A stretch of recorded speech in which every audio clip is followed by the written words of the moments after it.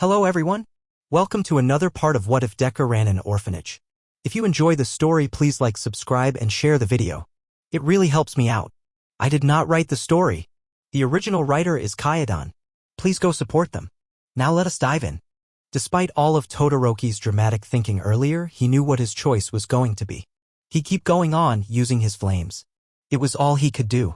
Todoroki had spent his entire life training to be the #1 hero, wanting to be the #1 hero, admiring All Might and aspiring to be him. Not to mention he didn't want to risk his father starting over with a different woman and trying for his true masterpiece. He was going to make his father proud, and he was just gonna have to live with that. And so he'd been spending laying awake all night, coming to terms with that and trying not to vomit. It was now early in the morning and Todoroki was staring up at the ceiling with bags in his eyes, dead tired but not in the mood to sleep. Knock knock knock. Hiya Mr. Roki. I heard you may not be feeling great, so I brought you some breakfast. Kay said on the other side of the door. Don't worry, it's ice and hot. On one hand, Todoroki really didn't want to deal with anyone right now, but on the other hand. That? Come in, Todoroki said in a very low and weak-sounding voice, thanks to him being super tired. Kay quickly opened the door and came in holding a tray of steamed rice, miso soup, and grilled fish. Here's your food. I hope you can rise out of your bed. By the way, Sato gives his best fishes. I'm begging you, actually begging you. Please stop. Todoroki never thought such small children could cause him so much pain. Sorry. I was having too much pun. Kay giggled. Okay, I'll stop. Thank you. Shoto sighed. Just put the food on the table. Okay, Kay said, doing as she was told and placing the food on a nearby table. And then she pulled up a chair next to his bed, sat in it, and started staring at him. Shoto let out a long-suffering sigh. What are you doing? Why are you so upset? Kay asked, ignoring his own question. Please, I've had enough of being helped. Todoroki groaned. Is it because your parents hurt you? Kay asked. Todoroki let out an even louder groan. Who told you? Was it Yonda? Kay shook her head. It was a guess. After all, most of the problems here are caused by bad parents. I should have seen that coming, Shoto said. He wanted to be upset that in his sleep-deprived state he let himself reveal his secret to yet another person, but he was honestly just too tired to even muster up his usual rage. So is your daddy the reason you're so upset? Kay asked innocently. Todoroki sighed. It was clear that the girl wasn't gonna leave him alone anytime soon, so he'd need to find some way to persuade her. Yes. He's been stuck in my mind and I'm very, very angry at him, but I'll have to do something that'll make him happy, and so I'm trying to accept that. So I need some time alone to think. Why? Kay asked. Why what? Todoroki groaned, wondering when she'd get the hint. Why do you need to do the thing that'll make him happy? Kay asked him, giving him a concerned look. Is he making you? He tried that and failed. Todoroki thought to himself. No, this is something I need to do to make myself happy. Okay, is something bad gonna happen if your dad is happy too? Kay asked curiously. The fact that he's happy is bad enough, Todoroki told her. Is he gonna do something bad if he's happy? Kay asked. No, if anything he'll probably do something bad if he's not happy, Shoto explained. I just don't like the thought of pleasing him after everything he's done. Then don't think about it, Kay answered. It's not that simple. Shoto immediately replied. I can't just not think about it. Why not? Have you tried? Kay asked. Shoto opened his mouth to say something along the lines of course I have, before stopping and really thinking about that question. Had he really tried that? Did he ever really make an attempt to stop thinking about his father? At any point in time last night did he attempt to get his father out of his mind and go to sleep, or did he literally spend the entire night thinking about how much he hated his father? Literally allowing his father to take over his thoughts. Actually, when he thought about it like that, it was kind of pathetic. Looking back even further, did he allow his father to slip his mind at any point in time really? At school, at home, outside, he'd think about his father, what he'd do if he were watching him, and how much he wanted to screw him over. He'd think constantly about how to displease his father while he wasn't even watching. As if he thought that his father had some all-seeing or something. And now, when he put it like that, it sounded even more pathetic. So in truth, the answer to that question was absolutely not. Shoto accidentally answered as he stared wide-eyed at the ceiling. Why? Kay asked again. Why do you think about him so much if you hate him? Will something bad happen if you don't? Shoto took a second to think about that. Well, of course his father wouldn't be pleased if he just started ignoring him, but compared to what he was doing now, trying to spite him as much as possible, he'd probably prefer that more. And while he didn't like the idea of his father liking his actions, if did what Kay was suggesting and start ignoring him, rather constantly keeping him in his thoughts, maybe he'd be happier. If you want to be happier, why don't you think of happy things? Kay asked him. Shoto stayed silent. What happy things? What would I think about if not my father? I can't think of anything that makes me happy other than cold soba. Is my life really that empty? Did it really take a couple of 8-year-olds for me to figure out how miserable I am? Or I guess how miserable my father was making me. After all, he forced me down this path. When Kay noticed Shoto wasn't answering, she frowned even more. Are you having a hard time thinking about what makes you happy? Do you not want to be happy? Yami says you're always feeling sad or angry, and everyone else says you refuse to talk to them much or make friends. So, do you just not want to be happy? I don't get it. Do I not want to be happy? What a ridiculous question. Or at least I'd like to think that. I guess if you look at it from an outside perspective, I refuse to get a hobby or play games or make friends or do literally anything that might make me happy. Maybe it's not all my father's fault that I'm so miserable all the time. I mean, he's definitely at least part of the problem, but have I really done anything to make myself happy? Shoto thought. When I look back on my life, it just seems like I've spent half my time chasing an impossible goal and the other half hating my father. Shoto looked over at Kay, who was staring at him with a concerned expression. How do you do it? Do what? Kay asked, looking confused. You've been through so much. Maybe more than I have. And yet here you are, smiling as if nothing ever happened. Shoto explained. So many people hurt you. Even now some people think of you as a freak or a monster. Don't you hate them? Don't just despise them with every ounce of your being. Why would I do that? Kay asked him, looking a bit upset. When my parents, my old parents, kicked me out, I did hate them at first. They were the first people I ever hated. It was my first time feeling like that. And it was gross. It made me throw up, and that was really bad because I needed all the food I could get. All hate does is make you feel worse and make life harder. Mr. Roki, be honest, has hating your father actually done you any good? There was a long silence until Todoroki eventually responded. I can't really say it has. But still, it can't be that simple. These feelings, they can't just disappear on a whim. Maybe not. It's probably harder for you than it is for me, but I'm sure you can do it. Kay smiled at him. It doesn't sound like you tried at all, so I'm sure if you put in the effort, you can stop feeling so much hate and finally be happy with your life. She made it sound so simple. But Todoroki couldn't imagine just moving on like that. But it was probably worth a try at the very least. Achiko stood outside of Yanda's room with a determined expression on her face. All right, Achiko. Izuku's too nice, so you gotta scold her yourself, let her know what she did was wrong, and explain how people could get hurt. Achiko told herself. You know I can hear you, right? Yanda said from the other side of the door. Oh crap. Wait, ignore that word. Achiko quickly tried to recover from her blunder. Oh, Achiko, I know pretty much every curse word by now. Yanda told her, with Achiko getting the impression she was laughing at her from behind the door. Why don't you come in? I've been expecting you. Okay. Achiko turned the doorknob and entered the room to find that Yanda really had been expecting her. She was sitting down at a small table with some tea already made. Still hot, implying that Yanda knew not only that she was coming, but figured out around the exact time she was coming. This girl is gonna be someone scary in the future. Achiko thought to herself. Thank you, I try really hard to give that impression. Yanda said, smiling brightly at her, before motioning to the seat across from her. Please sit down, I have a feeling this talk is going to take a lot of time, so it would be great if you could make yourself comfortable. I take it back, this girl is scary now. Achiko thought as she sat down. Yanda was just a very unnerving person.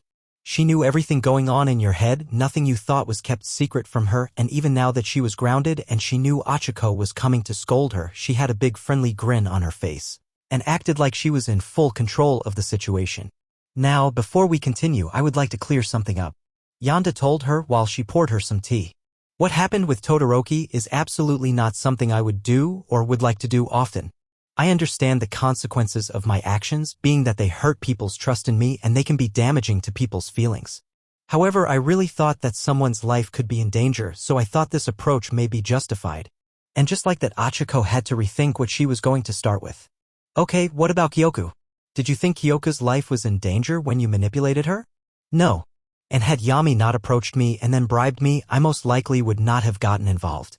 Given how quickly and easily Yanda said that, Achiko figured she likely predicted that she'd bring that up and already come up with a response.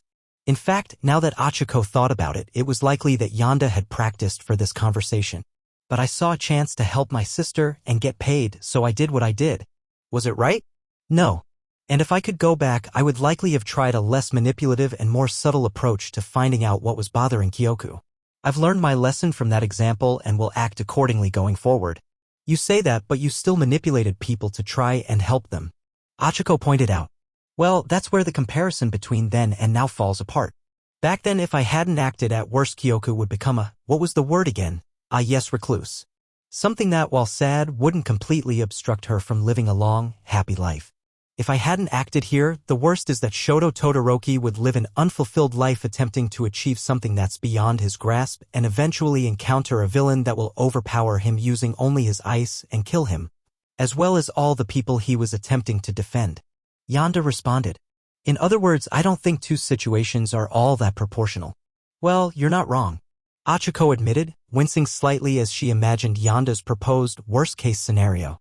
But you don't know that's going to happen. I would understand if you knew for certain that that would happen if you didn't do what you did, but what if none of that ever happened? What if he just learned to use his fire on his own, or if Principal Nizu or Aizawa helped him, or if that scenario just never happened and he lived his life just fine using his ice? Yonda sighed. All right, let's start with your last point. What if he lived his life just fine with only using his ice? Firstly, there are many villains who either have the ability to break his ice or simply melt it, and he would be handily defeated by a good amount of them. At best, he would need to be saved or supported by other heroes, at worst, well, you know. And given how against working with others he is, it's far more likely that the latter will occur. And while it is entirely possible for him to simply never encounter these villains, it's about equally as likely for him to run into them, especially if he's gunning for the #1 spot as years go on and he's still not even in the top 10. He'll get more and more desperate to prove that he doesn't need his fire until that leads his death. In fact, looking at all those facts, I'd say far more likely for him to encounter villains he won't be able to beat than not. And as I said earlier, given his lone wolf nature, it's unlikely for him to have people around to help him should he get in over his head. Putting all those facts together, what do you think is the most likely scenario if Todoroki continued only to use his ice? It would be really not good. Achiko cringed. She didn't expect the girl to completely dismantle her point like that. Exactly, so we're both in agreement that Todoroki needed to start using his fire, correct? Yonda asked her. I mean, I guess so. Achiko admitted. Perfect, now on to your first point, him getting over his trauma and learning to use his fire on his own. Yonda moved on. While that's not impossible, it's incredibly unlikely. Todoroki was clearly someone who's so focused on his goal that he completely ignored reality and the possible consequences of his actions. The only way I was able to save him from his delusions was via a cleverly thought-out plan that would shatter any sort of justification in his mind for using only his ice, no matter how unrealistic it may be. Of course, this can happen naturally without my intervention, but it's not anywhere near assured. Let's say, for example, that you and Todoroki had fought during the sports festival. In that scenario, you would lose. Because Todoroki has a huge advantage given the arena because you can only go forward directly at him and nothing is stopping him from spamming ice walls at you. And if anyone else beat Todoroki, like say Bakugo, he could just say to himself that he'll train to become stronger than them. I needed you to beat him because once he sees that even as strong as he is, he can't beat you at less than a quarter of your power, it'll be harder for him to justify thinking he can grow stronger than you, at least with just his ice. Bakugo doesn't shout 19% explosion.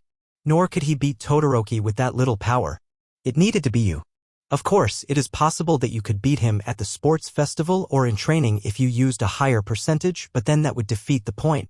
If you beat Todoroki at 50%, then he might be able to delude himself into thinking that he can grow strong enough to beat you one day. The less power you use to beat him, the harder reality hits him. Again, not impossible. This realization could have happened some other way, but it's just very, very unlikely. Achiko stared at her in awe for a few moments. She put so much thought into this. Yonda pouted at her. Of course I did. I was messing around with people's emotions and telling lies for the sake of trying to save someone's life. That's not something you do without thinking. I spent pretty much a whole day thinking over the possibilities of my actions or inaction. Well, I'm glad she at least thought it over. Achiko thought. Now on to your last point. Yonda said, not giving Achiko any time to think. About allowing Principal Nizu or your teacher Aizawa to handle the situation. And on paper, that may sound like a good idea. They're both supposed to be smart people in charge of helping Todoroki grow as a hero and be the best he can be, and more. Plus Ultra and all that. One big issue I have with that. I don't know Nizu or Aizawa.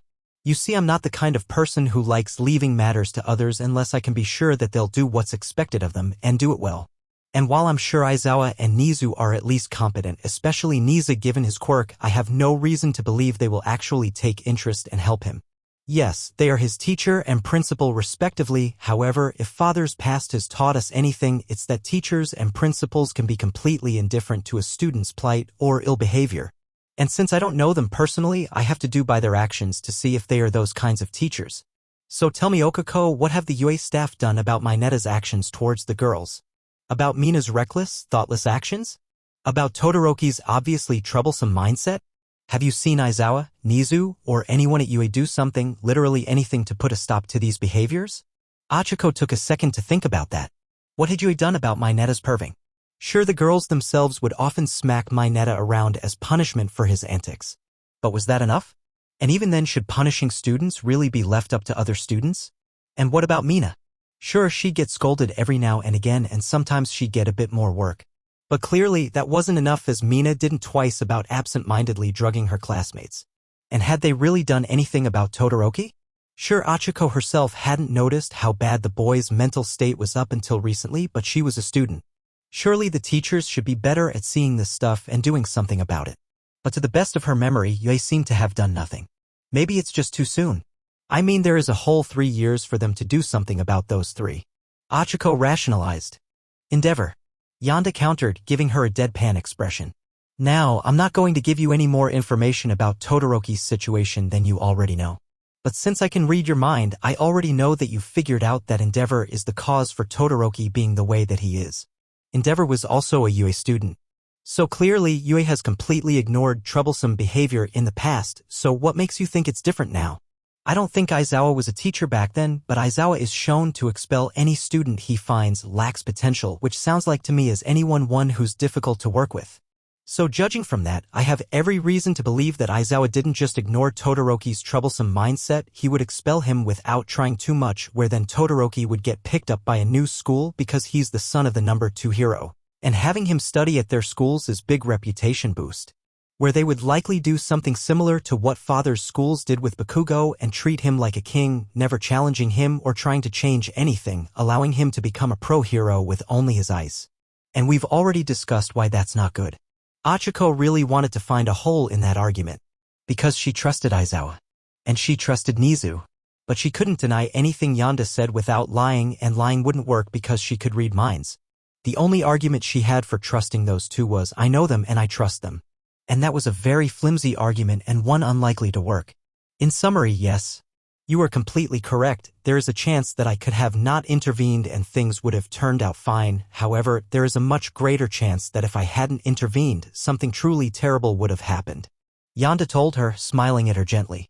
If you have any solutions that aren't extremely unlikely to work or extremely unlikely to happen or rely on unreliable factors, please tell me. I'm eager to learn what it is. And so began a long period of silence. Achiko tried her best to come up with a satisfactory answer that didn't boil down to just trust me. You see, even though you have no argument against me, you're still convinced that I'm wrong. Why is that? Yonda asked her in a tone of voice implying the question was rhetorical. You see, when you read people's minds, you quickly learn that everyone has their own truth.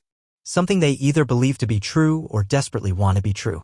This can be the same thing as what's actually true, but there are plenty of cases where what people want to be true or believe to be true is very different from the actual truth.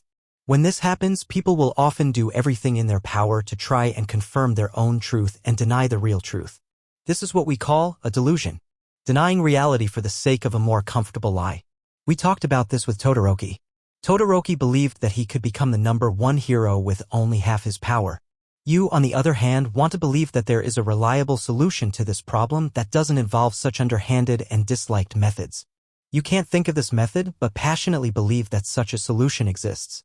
Because believing me would go against your own beliefs and values.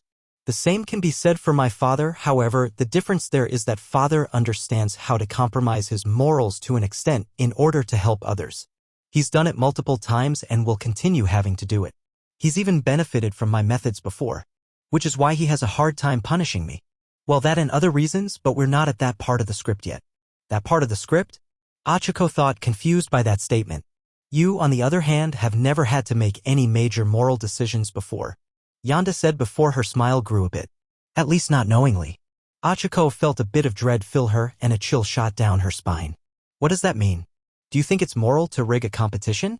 Yonda asked. No? Achiko didn't know where this was going, but it was scaring her a bit. You don't? That's interesting. Because you are aware that the very concept of one for all rigs the whole hero ranking system, right? Yonda pointed out. What? Achiko was taken aback by that. You really haven't thought about it, have you? Yonda shook her head, although she was still grinning ear to ear. Anyone who gets one for all is guaranteed to become the #1 hero. You get all of All Might's incredible power and more, as well as your own quirk. Tell me, do you think anyone can surpass All Might in power? Excluding All for One? Achiko thought about that for a minute. It was really hard to imagine someone with a power that surpassed All Might, even in the new generation. Sure, Bakugo and Todoroki were strong, but she couldn't imagine them growing stronger than Star and Stripe, let alone All Might. And she was going to get stronger than All Might. Add that to her gravity manipulation power and they didn't stand a chance. It wasn't even close to fair. It's not that simple. Achiko told her, sweating a little bit as tried to explain. Being #1 isn't just about power. It's about how many people you save, your popularity, and how well you work as a hero. Oh, Achiko, you'll be able to move faster than every other hero by power walking. Of course, you're going to save more people and stop more villains. Yonda told her. And power cells, you know. When people think of All Might, some people may think of his smile, but most are focused on his incredible power. People will gravitate towards those with power and worship them. And as a person who'll get even stronger than All Might, inevitably your power will attract that same worship. Even if you didn't want to be the #1 hero, you'd still likely become #1 anyway. That power is not exactly something that can be kept under wraps. Tell me, Achiko, are you going to try your best to do your job as a hero and save the lives of the innocent while taking down villains? Yes. Achiko answered in her head instantly. Then you're going to become the #1 hero. Because you'll be able to do those things faster and better than everyone else. Yonda explained. Everyone else beneath you will try more and more to grow as strong as you or more popular than you, but they'll never succeed. And next generation it'll repeat with someone even stronger taking your place. And the best part, people still think they have a chance. They don't know about one for all. They don't know that a quirk can't get that strong naturally. So they still think they have a chance. Imagine this, let's say that someone like my father is born, but with a strong quirk. He dreams of becoming the #1 hero. Spends his entire life working and training towards becoming #1, all without the knowledge that only the person selected to get one for all could ever really be #1. He works and worlds towards his dreams, but his efforts are for naught. Imagine how crushed he must feel, year after year, to not be able to achieve his dream. Now imagine how he'd feel if he knew the game was rigged the whole time. Achiko was now feeling a little sick to her stomach. When she laid it out like that, the hero ranking system really did just raise people's hopes by placing a dream in front of them and never allowing them to reach that dream unless they had one for all or unless one for all went away. But that can't happen. One for all can be used to save so many more people. It needs to be there even if it means making the hero ranking system horribly unfair. Okako thought.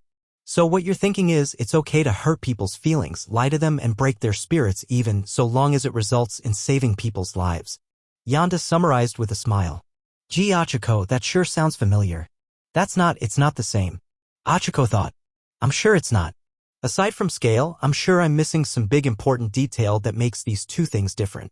But they are similar. Yonda told her. You made a choice to continue doing something that All Might started that goes against what you think is moral and will ultimately hurt people on an emotional level, all the greater good. And you did so easily that you didn't even notice until now. Now wasn't that a horrifying thought that added to the sick feeling Achiko felt in her stomach? She'd gone against her own morals without noticing. It was that easy? At least Yonda put thought into what she did, but Achiko literally just noticed the implications of one for all's effects on the hero system just now. Don't feel too bad. Literally everyone is a hypocrite in some way. Myself included. Yonda reassured her. And while one for all does rig the hero ranking system was already incredibly unfair in the first place. Do you have a powerful flashy quirk? Do you have a likable personality, or at least can pretend to have a likable personality? Are you attractive? If the answer to any of these questions is no, then you're not becoming the #1 hero. You may rank highly, but you'll never reach #1. At worst, you've turned the hero ranking process into a system that only lets a couple dozen people become #1, into a system that only lets one person become #1. And even then, it's not like you don't have to put in a fair amount of work. But my point still stands. I see, and here I thought Mina was thoughtless. Achiko shook her head.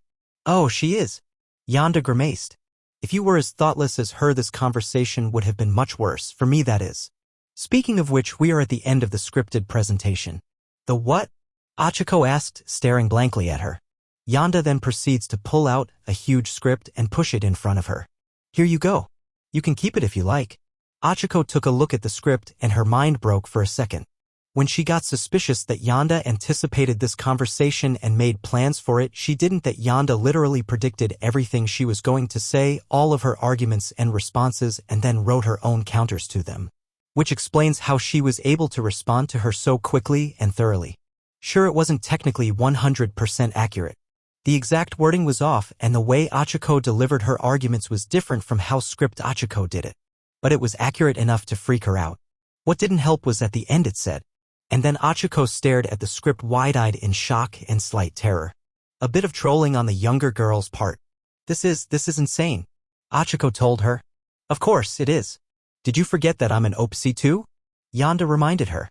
I'm a child that the government thought was too dangerous to be part of society without help. I can't punch down buildings like Kiba, knock down forests like Kai, or set everything on fire like Netsu. This is what makes me so scary. Funny enough, Achiko often would forget that Yonda was an OPC. She never broke anything or set anything on fire or dissolved anything in acid. But now she'd never forget it. I don't really like showing people this side of me, because it makes it harder for me to get what I want. But I don't mind it if it's you. I like you, Yonda told her. And I owe you after I used you like I did. I want you to know me even better. So how about we have a long talk? Achiko gave her an apprehensive look. On one hand, this girl made her very uncomfortable. She just didn't agree with the way she looked at things and how she handled things. But at the same time, she was a little girl whose quirk made her look at the world in an entirely different way. And it's not like she was a bad person or wanted to do bad or selfish things. Maybe if she understood her more, she'd be able to feel more comfortable around her. Okay then, what do you want to talk about first?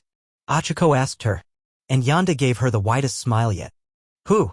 Sanson shouted with joy as she swung from the trees in the forest, stretching out her body to make tendrils to allow her to swing from the trees.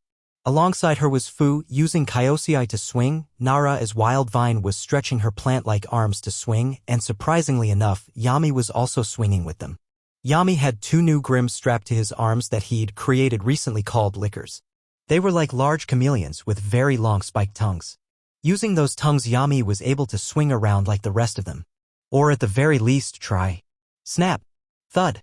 Yami had one of his lickers grab onto a branch with their tongue, only for it to snap, causing him to fall to the ground on his back. Ow wow. Yami groaned in pain, stinging pain resonating throughout his body from his spine. And that's when Siro, who had been in front of everyone, swung back around and landed next to Yami. Hey kid, you alright? Yes, Yami answered, taking Siro's hand, allowing him to pick him up. Not good at this. No is when they start off, Siro said, dusting off Yami's back. When I first started doing this I fell on my butt more times than I can remember. It's all about learning. Siro then turned Yami towards the branch that Yami had tried to swing off of. You see that? That branch was too small for you to grab onto. When you attach to something, you need it to be big and sturdy. Enough not just to support your weight, but also your acceleration. And you need to find it really quickly. The moment you attach onto something, you need to find the next thing, or even better, you need to know in advance. Sounds hard, Yami commented, looking down at his lickers, wondering if he could really do this. It is, but like I said, you just need to practice. Siro told him, putting a hand on his shoulder and giving him a large grin. Yami looked up at him and gathered his resolve. Okay. Hey guys, not to rush you, but my transformation only lasts so long. Nara reminded them from up in the trees. Then Tsu and Ken as Wildmutt jumped past them, the 2 of them practicing jumping around. Ken looked at Nara, gave her a weird laugh, stuck out his tongue, before jumping after Tsu. Sorry. We're going, Siro said, before using his tape to pull him up and then starting to swing. Yami took a second looking for a thick sturdy branch before finding it after a few seconds and using his lickers to once again take to the trees. So that's why rabbits are so shy, Kay said. Kay and Koda were currently sitting together in the library at one of the tables with tons of books in front of them, all about various animals. Koda smiled happily at her and nodded. He was quite fond of Kay. She was a happy, animal-loving cinnamon roll. And it was great teaching her about animals. Although he still didn't talk all that much. He just didn't like speaking, which was ironic considering his quirk. He mostly just pointed out some stuff in the books they were reading and said as little as he thought he could get away with while explaining things to her. The look on Kay's face, that brilliant smile as she learned something new, it honestly made him consider teaching. Obviously, he would never actually do that because the idea of teaching a class terrified him, but it was nice to think about for a second. Oh, can I learn about cats next? Kay said, spotting a book about felines, grabbing it and then holding it up, looking at Koda with that same eager smile and all her snakes looking at him with anticipation. Koda smiled back and nodded as the two opened the book and started learning. Ha! Kiba shouted as she delivered a punch to a dummy. Do you have to shout so loudly? Koda muttered beside her, doing the same kind of punch. Kiba, you're putting too much force into it. It'll leave you wide open if you miss. Ojiro told her from the side. Kiba, Koda, and Yami were all in the training room practicing moves on dummies under Ojiro's instruction and supervision. Everyone, do it again. Another 50 times. Ojiro told them. 50 times. Koda gave him a wide-eyed look. Repetition is important when learning martial arts, Ojiro told them. The more you do something, the easier it is and the less you have to think about it. There is no shortcut when it comes to learning this. If you want to be able to do what I do, you have to train until you collapse. Ugh. Koda groaned. Correct me if I'm wrong, but you didn't actually want to be a hero. Kiba pointed out, giving Koda a confused look. So why are you here? Just because I want to learn how to defend myself doesn't mean I want to be a hero. Koda scoffed, giving Kiba a pointed glare. This boy's emotions are all over the place. Yami thought. Ding. All right, kids, the cakes are done. Let's take M out and see how well you did. Sato said to his students. Those students consisted of Eri, Kei, Kyoku, Yami, Shiruku, Yanda, and of course Fuku in her hoodie. All 8 of them were in the kitchen, learning from Sato to make some sweets, cake in particular. Remember kids, be careful when you take it out, you don't want to get burned, Sato warned as the kids equipped oven mitts. Watch out for your forearms and elbows, if you're not paying attention they'll touch the stove. They opened the oven and all of them took their cakes out. All the cakes looked fine, all of them having done this before, so they didn't make any obvious mistakes that would be noticeable at first glance. All right. Good job, kids. All the cakes look stable, nothing crumbling, falling apart, or burnt. So far so good. Sato said as he inspected the cakes, the kids putting them on a nearby table as he did so. Now for the taste test. Sato took out a fork and started taking a chunk out of everyone's cake to taste it. A bit too sweet, Sato said as he tasted Eri's cake. You put a bit too much sugar, don't worry, you'll get it right next time. Sato proceeded to do this to all the kids' cakes, judging them and giving them pointers. He got to Fuku's cake and took a bite. Great job, Fuku. This is perfect. Are really? Fuku asked him in slight disbelief. Are you sure there wasn't anything I mess up? Nah, this is great. I'm gonna have to start teaching you more advanced stuff. Sato said, giving her a huge grin and giving her a head pat, causing the girl to get very flustered. Sato then moved on to Shiruku's cake and took a bite. And the spider girl winced when she saw Sato's face scrunch up in disgust. Is it that bad? Hey, I think you mixed up the salt and the sugar. Sato told her, seeing Shiruku look down in despair. Don't worry, it's an easy mistake. Lots of people make it. Why yeah, I think I even did that once, Fuku said, trying to reassure her. Shiruku, why are you taking a sudden interest in making a cake? You can't eat anything but flesh and spiders. Yanda asked. Actually, while we're on that topic, why can you only eat those 2 things? Spiders aren't exclusively cannibals, so why are you? Oh, that's actually because of an eating disorder I have, Shiruku explains. As for why I'm interested in cakes, well, I discovered all the interesting ways people make art out of their cakes, and I really wanted to try it. Also, I felt I needed to find more hobbies aside from making clothes. Well, I'm sure you'll get the hang of it soon. Sato encouraged her. Now everyone, let's move on to the next part. Ahey! Fuku screamed at the TV as she tried her very best to keep from expelling her gas. Come on, Fuku, you can do it. Mina cheered her on, her voice slightly muffled by her gas mask. Don't give up. Eri and Kei cheered, also wearing gas masks, both of them on either side of her holding one of her hands. The four of them were participating in Fuku's quirk training. It was a simple process. Gather in Fuku's room and watch horror movies with her. Fuku's goal was to stay as calm as possible and learn how to keep her quirk under control while stressed. Fuku could feel her quirk trying to activate, the gas trying to explode out of her as her heart pounded rapidly. "Breathe, girl, breathe," Mina reminded her. Fuku did so, taking deep breaths and squeezing Kei and Eri's hands, trying to keep from bursting. "Remember, it's just a movie, look at how fake that blood is," Mina pointed out. "And that body is definitely made of plastic." "That's right," Fuku said, finally starting to calm down. She took a few more breaths and her heartbeat went back to normal. She could feel her own quirk calming down. And just as she was feeling relieved, hey, screeched the TV as mass jump scare happened in the movies. And then the room filled with gas. "I think we've got it now," Sue said. "Looks good to me," Fu confirmed. Currently, Sue and Fu were in the forest. Both of them had one of their hands on a tree. And those hands were both invisible. Sue had realized that she could change the color of her skin to match her surroundings and wanted to see if she could camouflage herself like some frogs. She's also brought along Fu and Kyosei, as Kyosei could also change color on a whim, and as such he should be able to do the same thing. And after spending a few hours trying, they'd finally managed to make their hands practically invisible. "Finally. We'll have to learn how to do this much faster if we want to use this during a fight," Fu noted. "Yeah, it'll be best to practice on as many different surfaces as possible," Sue advised before looking down at her outfit.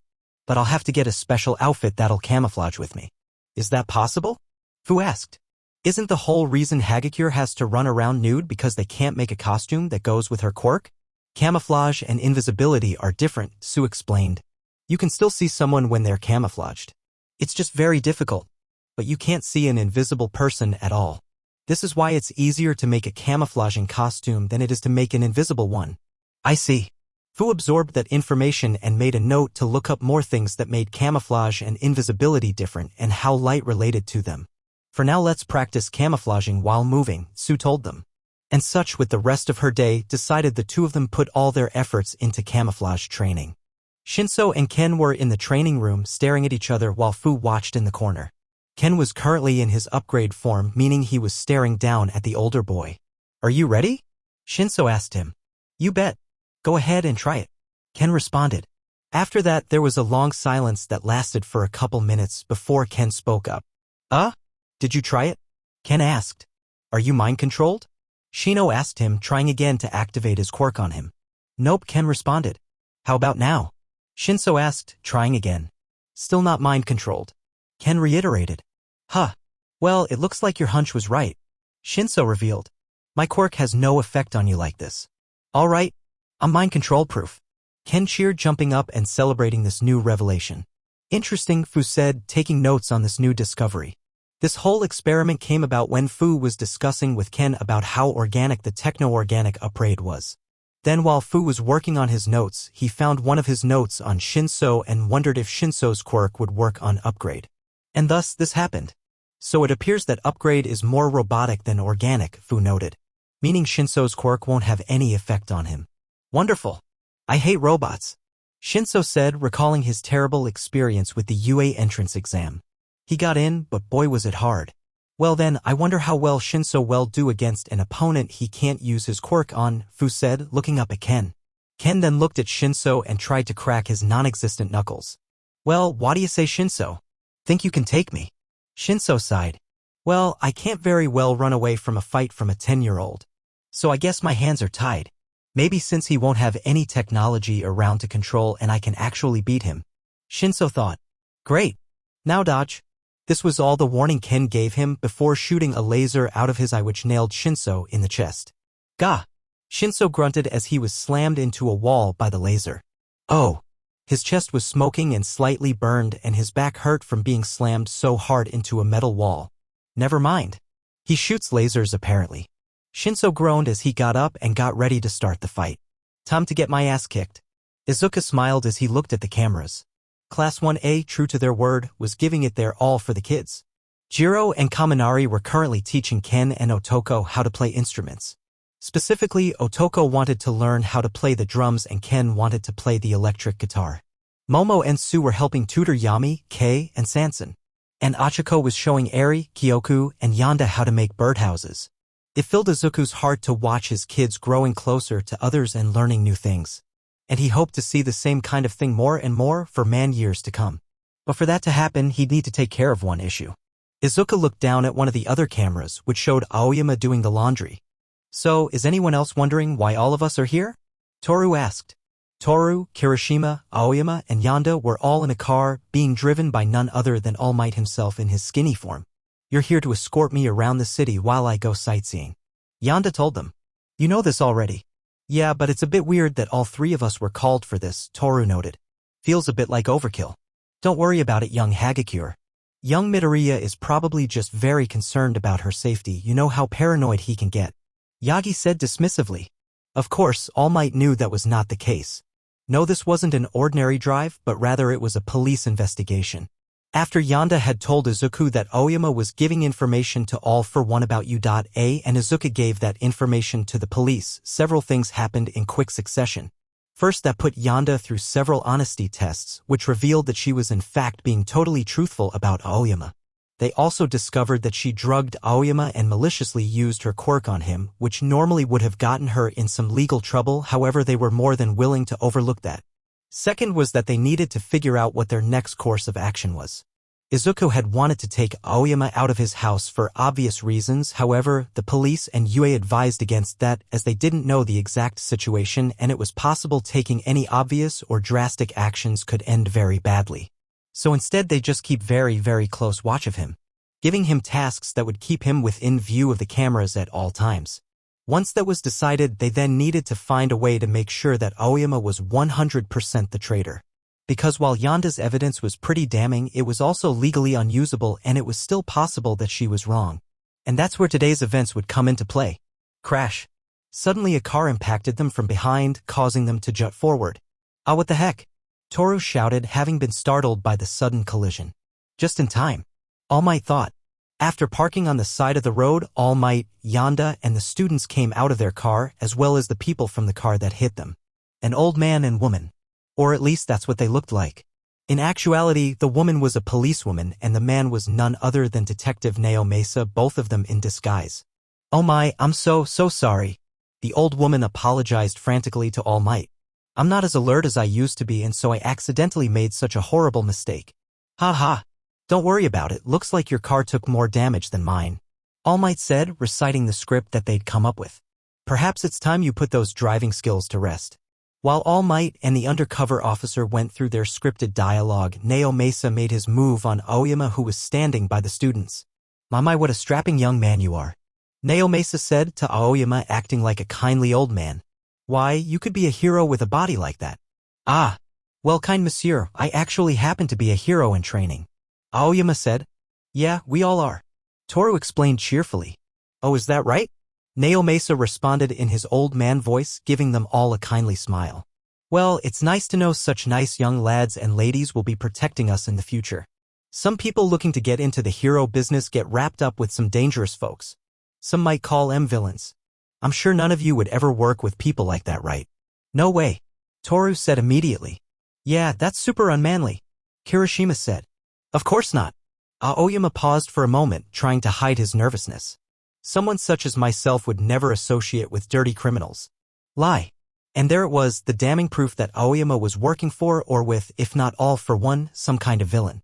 It was almost definitely all for one based on Yanda's statements, although they had no proof of that at the moment.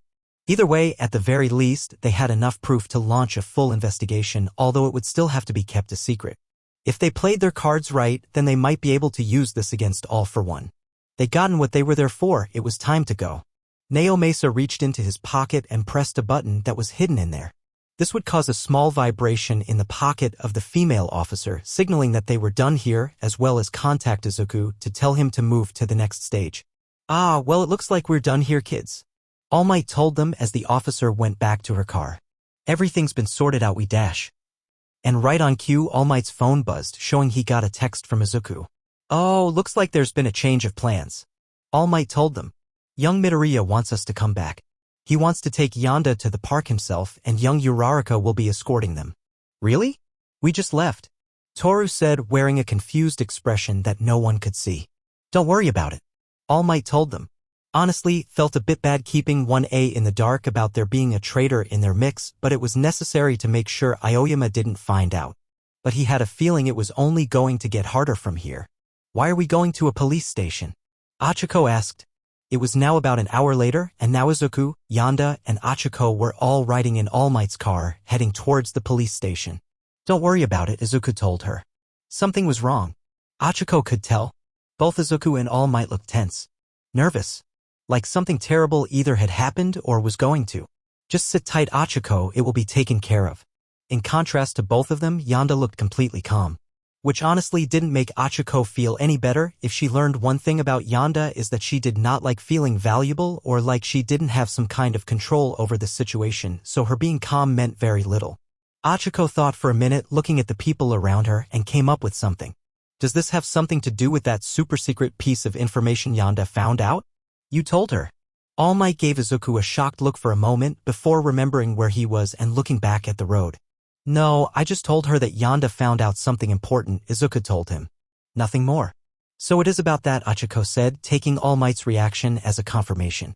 Yes, but as I told you earlier, we can't tell you about it. Izuku reiterated. We needed to bring you here to make the cover story believable, but you won't be getting involved with it. Okay, if it's so dangerous, then why is Yonda still involved? Achiko asked. I get that she was the one who found out whatever it was, but is it necessary for her to still be involved in whatever this was? Izuku sighed. He wished he could do that. He really wished he could just leave Yonda out of this. But the girl tended to get involved even when she wasn't wanted. And since Aoyama wasn't leaving their house, Yonda could always get more info out of him. And as long as Yonda could get useful info, she was useful to this case. Of course, Izuku couldn't tell her that, so instead he had to respond with. It's complicated.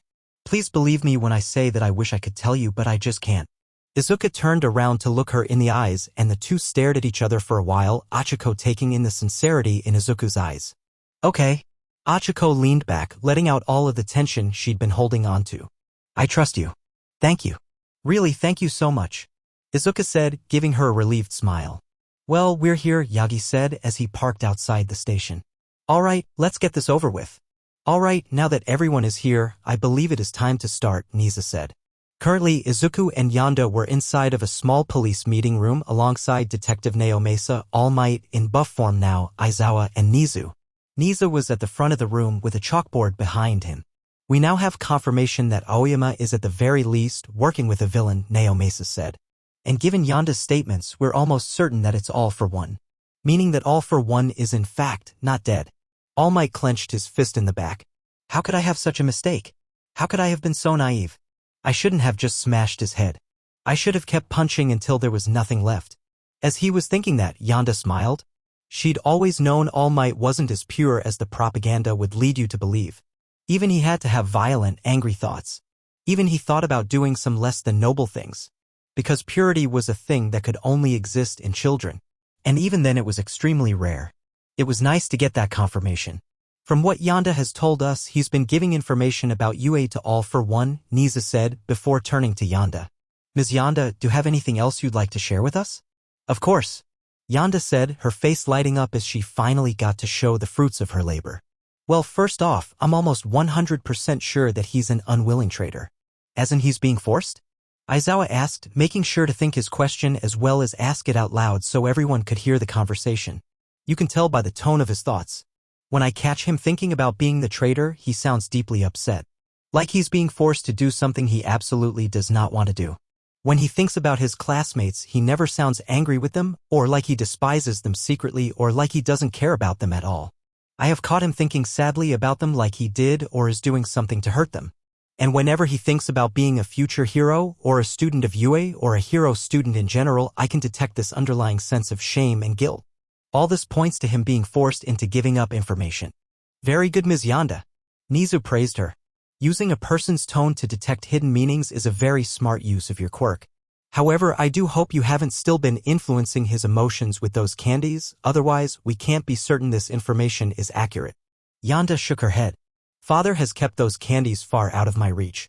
Literally, he keeps them on a tall shelf I am physically incapable of reaching. Very good. Niza nodded. But that begs the question, how is he being forced? Aizawa asked. My guess would be his parents. Yonda added. Whenever he thinks of them, he thinks such kind things, but in such a sad and even fearful tone. Like they're in danger. My guess is that All for One is threatening them, saying he'll kill them if Aoyama doesn't cooperate. She's 8 and yet she's already a more efficient investigator than some of our own officers. Nao Mesa thought. Thank you. Yonda said to Nao Mesa, giving him a bright smile, causing Nao Mesa to jump a bit as he forgot she could hear him for a second. Interesting. I think I have a theory as to how this all started. Niza said. You see, as I was doing research on Aoyama, I found something interesting. Aoyama was reportedly a very late bloomer. After months of his quirk not appearing, he was taken to the doctors where he was diagnosed as quirkless. Izuku's eyes went wide. Quirkless? His parents had multiple tests done afterward and their call came out the same. Everything pointed to Aoyama being quirkless. Niza continued. Until a little over a year later when suddenly Aoyama had navel laser. What's more, I can't find any trace of a quirk similar to navel laser in his family tree, and Aoyama's quirk is incompatible with his body. You're saying that All for One gave him navel laser? Nao Mesa asked, taking some notes. It's a very distinct possibility. My leading theory is that Aoyama was diagnosed as quirkless, and after seeing their son being treated worse and worse by others because of it, they decided they needed to fix this at any cost. So they used the plentiful resources of the Aoyama family to contact All for One and get him a quirk. In exchange, Aoyama would act as a spy for him, otherwise his parents would be killed. Niza said, explaining his theory to the room. So, Aoyama's not actually a bad person? Izuku asked, hoping that this was the case. If Aoyama was being forced to spill information, it implied he wasn't the type of person to do anything harmful to his kids while he was in his home. At least not of his own accord. And while it didn't completely put his mind at ease, it relaxed him just a little bit. It's unlikely that he is. Yonda chimed in. From what I've gathered, he seems to be a genuinely good person with a steady moral compass. He was just put in a truly awful situation. So, how are we gonna go about this? Aizawa asked. Well, we still won't be confronting Aoyama or his parents directly, Nizu explained. All for One is not one for loose ends, and if he sees that we've made a move on the Aoyamas, he may decide to put an end to their lives.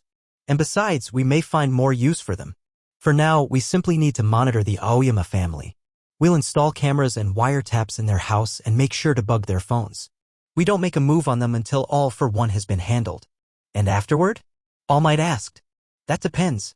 If our assumptions prove correct and none of this information gets out, then we'll charge his parents for everything. Niza said. Aoyama, if we are correct, had no real choice in this situation. Out the ultimatum, do what I say or your parents die. It'd be completely unfair for us to actually hold accountable for actions outside of his control. Even if that's the case, Aoyama did still feed information to an enemy of the country. The chief is going to object heavily to him getting off scot-free. Nao Mesa sighed. I'm sure he will, and he can feel free to do what he normally does whenever we do something he doesn't agree with, Niza said. Lay down and roll over. Yeah, I figured that'd be the case. Nao Mesa shook his head. Meanwhile, Izuku was just rubbing his temples. He really didn't want Yonda to witness this abuse of power done by law enforcement for the sake of a greater good, because that would likely only affirm her troublesome mindset. But also he didn't disagree with what they were doing, so it's not like he could even object to it. Yonda patted him on the back. It's okay, father, nothing that's happening here is something I didn't already expect. That's kind of the problem. Izuku thought, shaking his head. Well then, with that said, I think we're all done here, Nizu announced. Mr. Midoriya, please keep a close eye on Aoyama while he is under your household. We apologize for the inconvenience and stress this brings you and will compensate you as soon as he leaves, Nao Mesa said. Our bribery, another thing he didn't want Yonda around. You should take the money, father, maybe you'll be able to buy Kiba that castle she always wanted. Yonda joked, before flipping through her notepad. Also, we're not quite done here. I have some things you may want to hear. Firstly, Officer Fyra was thinking some very inappropriate things about my quote-unquote tiny adorable mouth. So while he is definitely attracted to kids, I can't tell if he's actually done anything illegal yet, so may want to keep an eye on him. Officer Ran is a domestic abuser. Officer Yo is being domestically abused. Officer Kusuri is addicted to meth, and lastly, Officer Retta is having suicidal thoughts. Oh, for fuck's sake. Nao Mesa pinched the bridge of his nose as he now had a lot and he meant a lot more work to do. Did you come in here looking for this stuff? Izuku asked her, also completely exasperated. Of course, I came here looking for problems. This a police station, it's full of problems. Yanda said like it was the most obvious thing in the world. Now that was a problematic statement and not one Izuku was prepared to deal with at the moment. Naomasa was just shaking his head at how unfortunately true that was. I'll leave those issues in your hands, Naomasa, Niza said to the detective. Naomasa rubbed the sides of his head as he knew that those cases were going to take up quite a large amount of his time, especially since he didn't have any evidence to start a proper investigation and had to do his own private and illegal investigations himself before he could even get started on tackling these. Yanda's quirk was extremely useful for finding out that crimes were happening, but it put them in a huge bind legally as they couldn't use any of her information as evidence of any kind. It was pretty frustrating, to say the least. At least for him. At the very least, Yanda knew the difference between an exaggerated thought that someone might have like, I want to kill my boss, that didn't mean anything, and the thoughts that actually meant people might be or are definitely going to or have already committed a crime. Or was a victim in some way. This girl definitely had a bright future with intelligence like that, but she's gonna be in for a headache if she wanted to get into a law enforcement job. Well, with that said, I think we're done here, Niza said. Mr. Midoriya, if you could please pick up Ms. Uraraka in the lobby, then you'll be free to head home. We will inform you if there are any urgent changes in the case while Aoyama is under your roof. Thank you. Izuku nodded, getting up and looking down at Yanda. Let's go home, Yanda. Of course, father. Yanda said, taking his hand as the two left the room. After waiting for Yanda to get farther away, Niza thought this. What an interesting girl. I'm very curious to see where her future goes. Fu sighed as he headed over to Fuku's room. Why? Well, it had been a little bit since their meeting on making the game, and as the one managing that project, he needed to check in on everyone to see how much progress they made. First, he checked in with Ken and Amai. The two of them were currently working on the gameplay. Right now they'd have Ken create an in-game battle using some stand-in models and allow Amai to test it, giving her feedback and telling Ken what to change. It was a somewhat tedious process made worse by Ken's 10-minute time limit, but they were making progress very steadily, and they said that after a week or two they should have the gameplay down and could move on to mini-game development. After that, he'd check in on Yami and take his drawings and notes on the monsters for the game. Unfortunately, Yami's drawings, while not bad, weren't amazing and would need to be taken to Fuku to get some improvements. Then he'd see Fuku, hand her Yami's drawings and then check on her work, that being her writing for the story and side stories, her drawings of the world and environments, her redrawings of the monsters, and her drawings of the characters. Although Shiruka said she would handle the character designs, what she meant was their clothing, which to be fair was very important. Shiruka couldn't draw anything but clothes very well, so she'd leave it Fuku to draw the character, and then Shiruka would make an outfit for them. In other words, Fuku had a whole lot of work to do. He honestly felt bad for the girl. She likely felt trapped doing an awful amount of work. After all, given who Fuku was, there was no way she was going to back down or try to ask for less work. She was probably worried she'd disappoint someone. Depending on how things were going with her, he may have to intervene on her behalf. Fu sighed. Assuming she'll let me. Fuku was still a bit scared of him after the chocolate incident, and so she got very uncomfortable and defensive, more so than usual whenever she was alone with him. So he may need to call in Kiba or something. Once Fu reached Fuku's room, he knocked on the door. Fuku, it's me, Fu. I've come to check on your progress and bring you some of Yami's drawings. Come in. Fu was shocked by how quick that response came.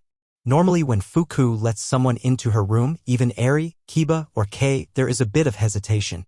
But she responded almost instantly this time. And there was not a trace of fear in her voice. Something was off here. He went inside, and what he saw confirmed that thought. The room was filled to the brim with papers. Papers all over the place. On the floor, on the wall, there were garbage bags filled with papers, and her desk and table had huge stacks of papers on them. Fuku herself was working on her computer at her desk, typing furiously, looking even more disheveled than usual. Her hair was completely out of control, not that it was neat before, but now it looked like Fuku was no longer making any effort to take care of it. She had huge bags under her eyes, and her clothes looked like she'd been wearing them for a while. Papers, Fuku said firmly, holding out her hand towards Fu while not looking away from the computer and continuing to type with one hand. Okay. Fu was a bit taken off guard by how out of character Fuku was acting. He handed her the papers, and the moment they touched her hand, she snatched them away at remarkable speeds and looked at them closely. She squinted at them, looking them over thoroughly before putting them to the side. Is he rushing these? The lines are all wrong and dash. Fuku started rambling to herself, and Fu found himself lost pretty quickly. Fuku. Fu tried to get her attention. Ha! Fuku looked towards him as if she just remembered he was here. Oh, right, you have to check on my work. I'll send it to you in an email. You also have to send Shiroku the character designs. Fu reminded her. Right, I'll email her too, Fuku told him, getting started on the process. Okay. When was the last time you slept or ate or showered? Fu asked. Ha!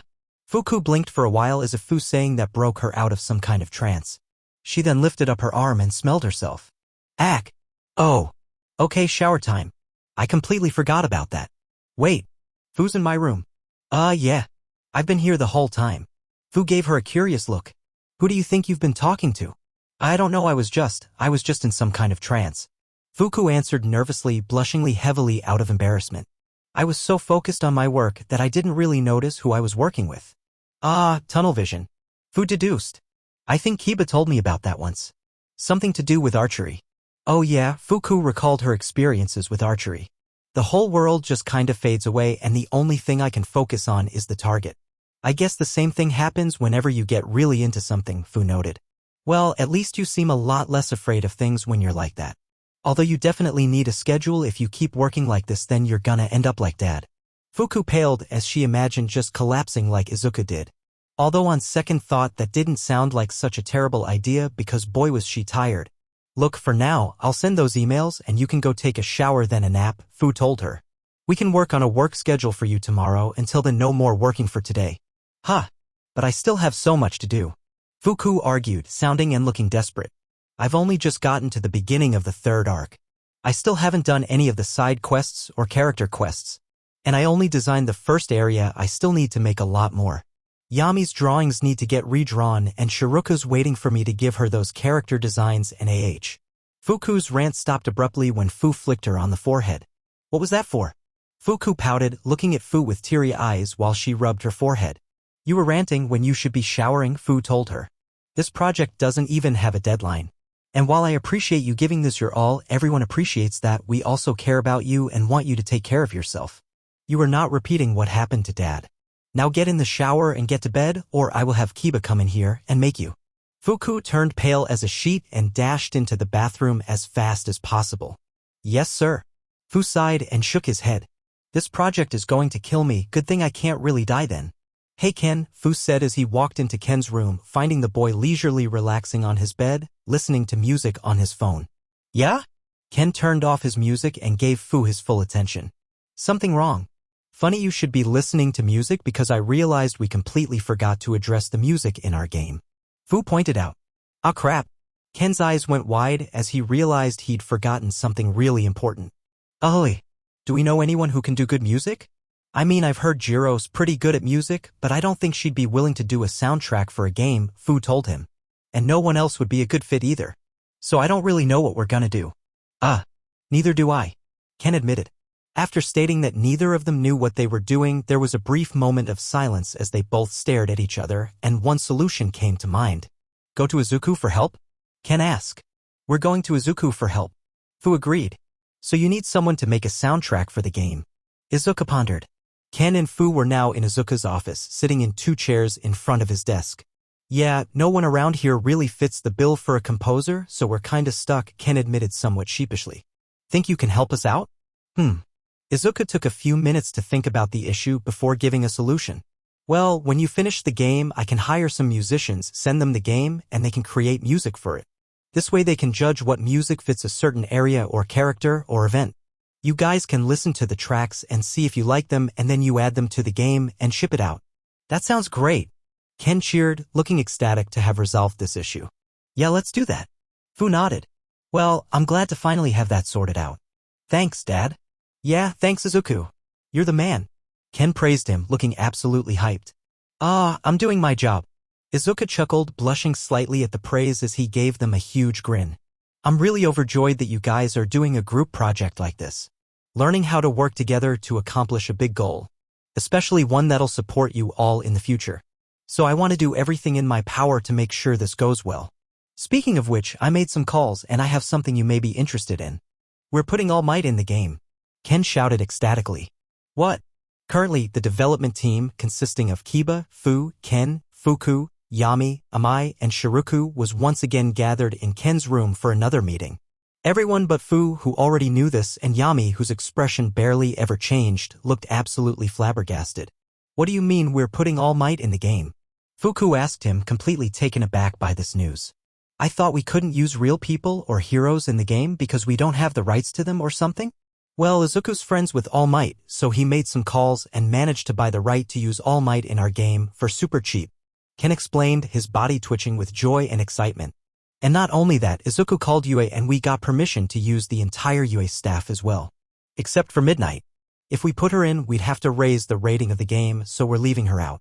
Not only that, but we got permission to use first-year Yue students in the game as well, so long as we get them to sign a contract, Fu explained. And if we release this game right after the sports festival, Yue and the students will be on everyone's minds, meaning more people will buy a game with them in it, and that means more money for us. A lot more money. Oh yes. Shiruka cheered, imaging all the cash coming in. We're gonna be rich. Aren't you guys already rich? Amai asked. But how are we going to fit them all in? Kiba asked, not seeming as excited. In fact, she looked pretty skeptical of the idea. Our game takes place in an alternate fantasy world. How are we gonna fit heroes from the real world into here? I dunno. Fuku's the writer, I'll leave that up to her. Ken shrugged. Ha! Fuku let out a confused, stressed, and tired noise from her mouth all at the same time. On the one hand, Kiba was right, it would be kinda weird to throw in Yue's stuff into a fantasy world. But on the other, money. So much money. Fortunately, Amai had an idea. Why don't we make them summons? Amai suggested casually. Why don't we say that Eri, the time-space god, can summon heroes from across the multiverse for a moment to help in battle or something? That's perfect. Thank you. Fuku shouted, letting out a sigh of relief. Thank you so much. Also, I think we should make All Might a pre-order bonus, Amai suggested. That way not only can get the pre-orders up, we can also subtly advertise that he's in the game without making it the focus. Let's say that if you pre-order you get him at the start of the game, but if you don't you still get him in-game but much later. That feels a bit scummy, Kiba said skeptically. But not too scummy. Amai pointed out. Trust me, game companies have done much worse. And that'll make us a whole lot of money. Sounds great to me. Ken said, giving her the thumbs up. Let's do that.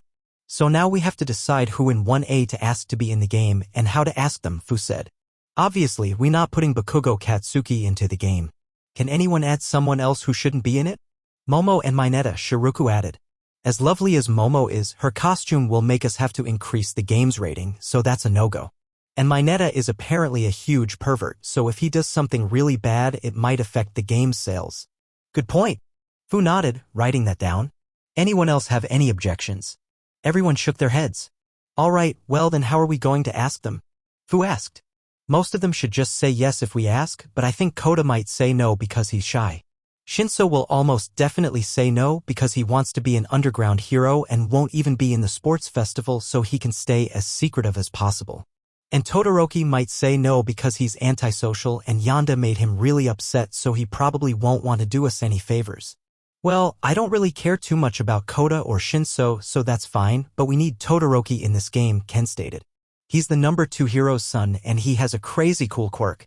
He's gonna do great in the sports festival, which means more people will want to have him in a game. Which means more money. But how do we convince him? Shiruku asked, looking a bit worried. He doesn't need money, he doesn't care about clothes, and I don't know what we could offer him to get him to agree to this. For a while, the room was silent before everyone eventually came to the same conclusion. Ask Izuku for help? Ken offered. Yeah. Everyone agreed. Alright, with that settled, I would like to know when I can get the first trailer for the game? Kiba asked impatiently. I want to reveal the game's existence to the public with a trailer, so until then we can't really start advertising. Well, me and Ken should have most of the core gameplay things done in a couple of days. Fuku's finished enough of the plot and world design for us to put it in a trailer, Amai explained. Has Izuku finished negotiations about what consoles we can put it on? Yeah, he said it's gonna be on all 3 consoles and PC. Fu explained. Although we will need to make the graphics for the Nintendo port a bit worse because their system isn't as powerful as Microsoft's or Sony's. Alright, and we have an idea of the release date, so the only thing we need is for Shiruku to finish up the designs for the characters in the beginning of the game, Amai said. Shiruku, what's your progress on that? I should have them done in a little less than a week. Shiruku estimated. I have to make sure they're absolutely perfect so more people want to buy the game. Great, so that means we should be able to put together a trailer in a week or two, I said. Until then, I do still think we can advertise the game without revealing it yet, Fu added. By making Class 1A look cooler, we can make people want to purchase the game more. So, let's show them fighting us, or the Grim, and looking cool, and then have Kiba post them.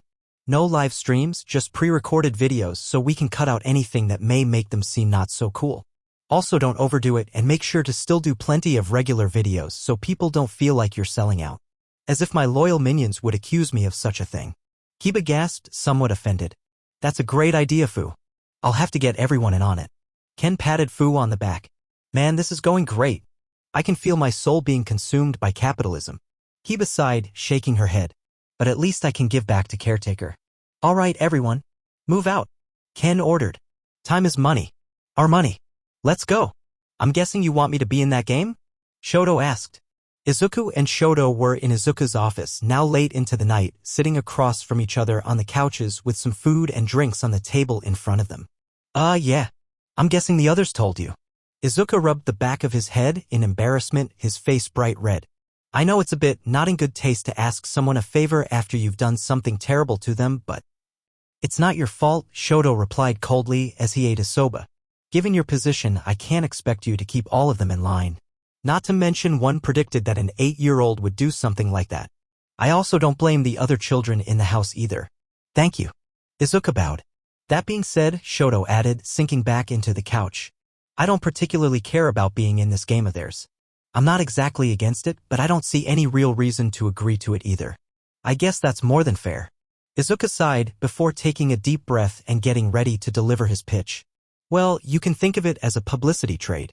A publicity trade? Shoto repeated curiously. Yeah. We use you in the game and we get publicity from it. Izuku explained. And in return, people see that you lent your image these kids, all of whom have tragic backstories, and think better of you for it, which increases the public's opinion of you, which will be useful for becoming number one.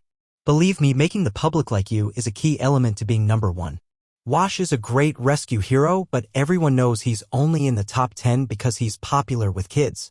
Shoto mulled it over, staying silent while he contemplated the offer. The only sound coming out of him was the sound of him slurping soba. Izuku waited with bated breath for his response.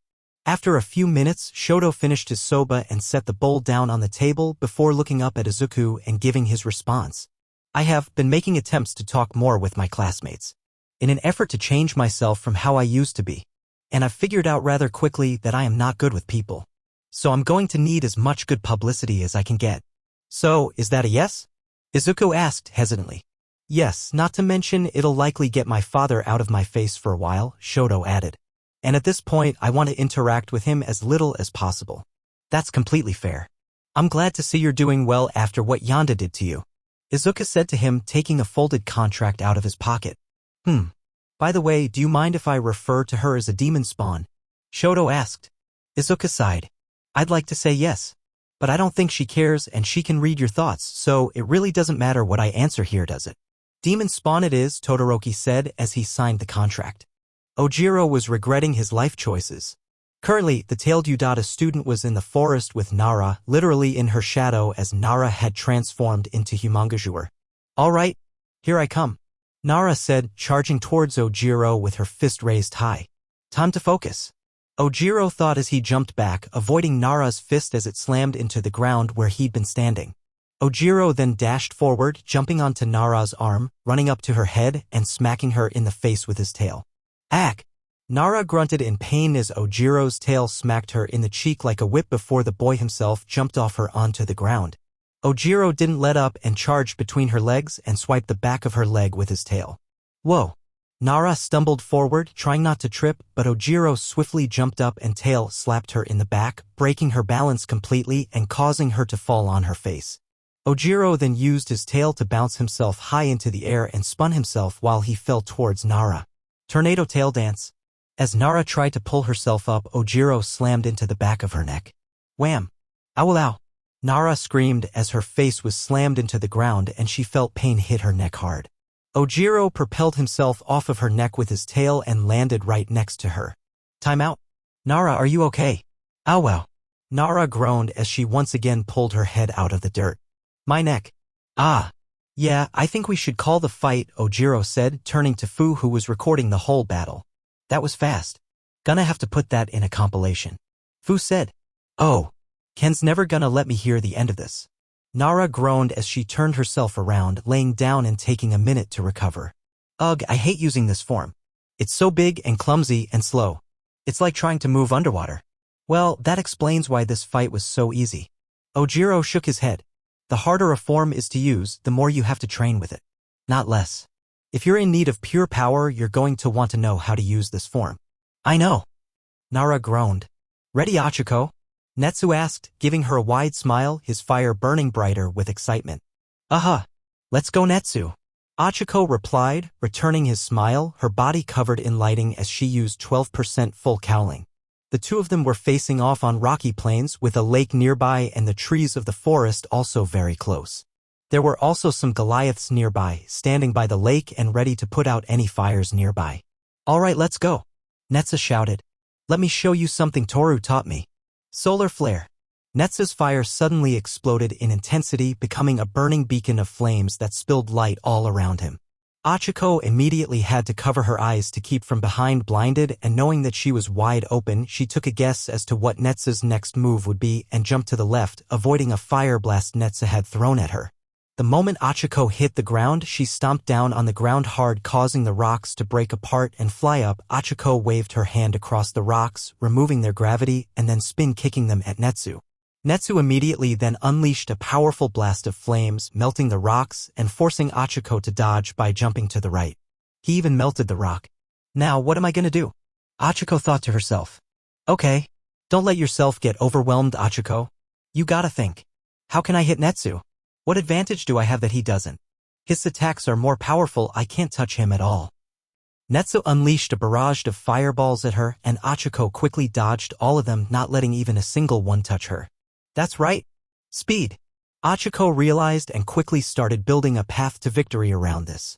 After dodging a few more fireballs and taking the time to come up with a plan, Achiko swiftly ran towards the trees. Full cowling. 18%. Achiko then proceeded to chop down a large group of trees with her hand, also passing her fingers over them to remove their gravity, and then proceed to quickly grab and throw them in succession at Netsu. Seeing about half a dozen trees coming at him quickly, Netsu put out both his arms in front of him and quickly charged up an attack. Burning eraser cannon. From. Netsu let out a huge blast of fire in front of him that instantly burned through all the trees being thrown at him, as well as the trees, grass, dirt, and everything in the path of his attack.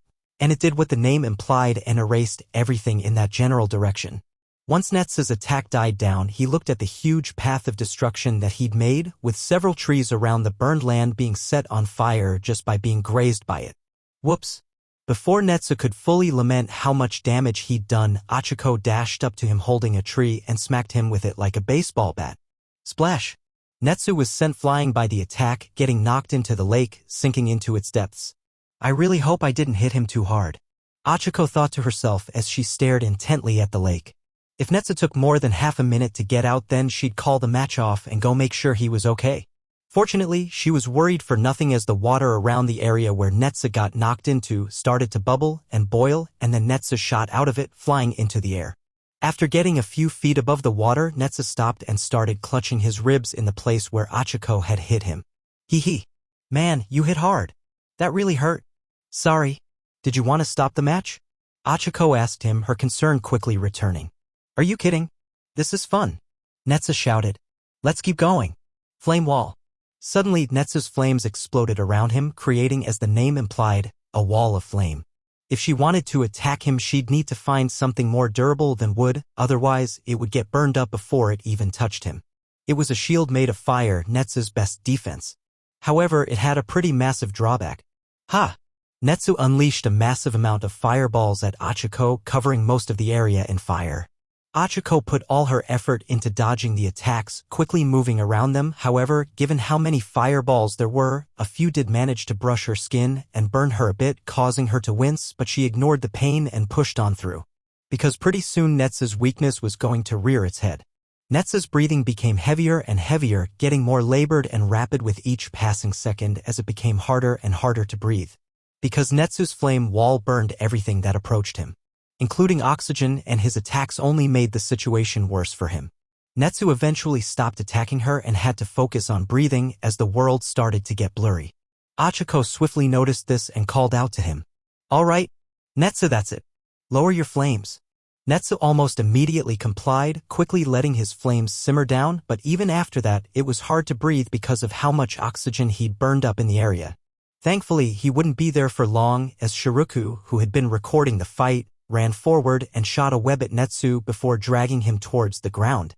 Fortunately, Netsu's flames were weaker than normal thanks to the lack of oxygen, and she was able to bring him back down with her web burning up. The moment Netsu hit the ground, he fell onto his knee and took in as much air as possible. "Deep breaths, Netsu. Deep breaths," Achiko told him, kneeling down so she could stay close to him while making sure not to touch him. After a few minutes of recovering, eventually Netsu's breathing returned to normal. Pew. He rolled onto the ground, exhausted from oxygen deprivation. "Does this mean I lose?" Achiko gave him a sad smile. "Yeah. I'm pretty sure almost passing out counts as a loss." "Sorry, buddy. It's fine. That was fun, though. You're so fast I couldn't even hit you," Netsu said, smiling despite his loss. "Well, Elle didn't get out of this without a few burns," Achiko said, showing off the burns on her body. "You almost got me a few times. Next time, I'll hit you," Netsu swore. "Maybe I'll even win." Achiko smiled at him. "Maybe. All right, my turn." Mina cheered, doing some stretches as she got ready for battle. On the other side of the training room, her opponent, Fu. "I hope you put up a good fight, Mina," Fu told her, before allowing Kyosei to cover his body. "Because we're not going easy." Mina smirked, before looking over at Shiruku, who was filming the fight. "I hope you're ready, boys and girls. Because Mina Ishido is gonna blow you away."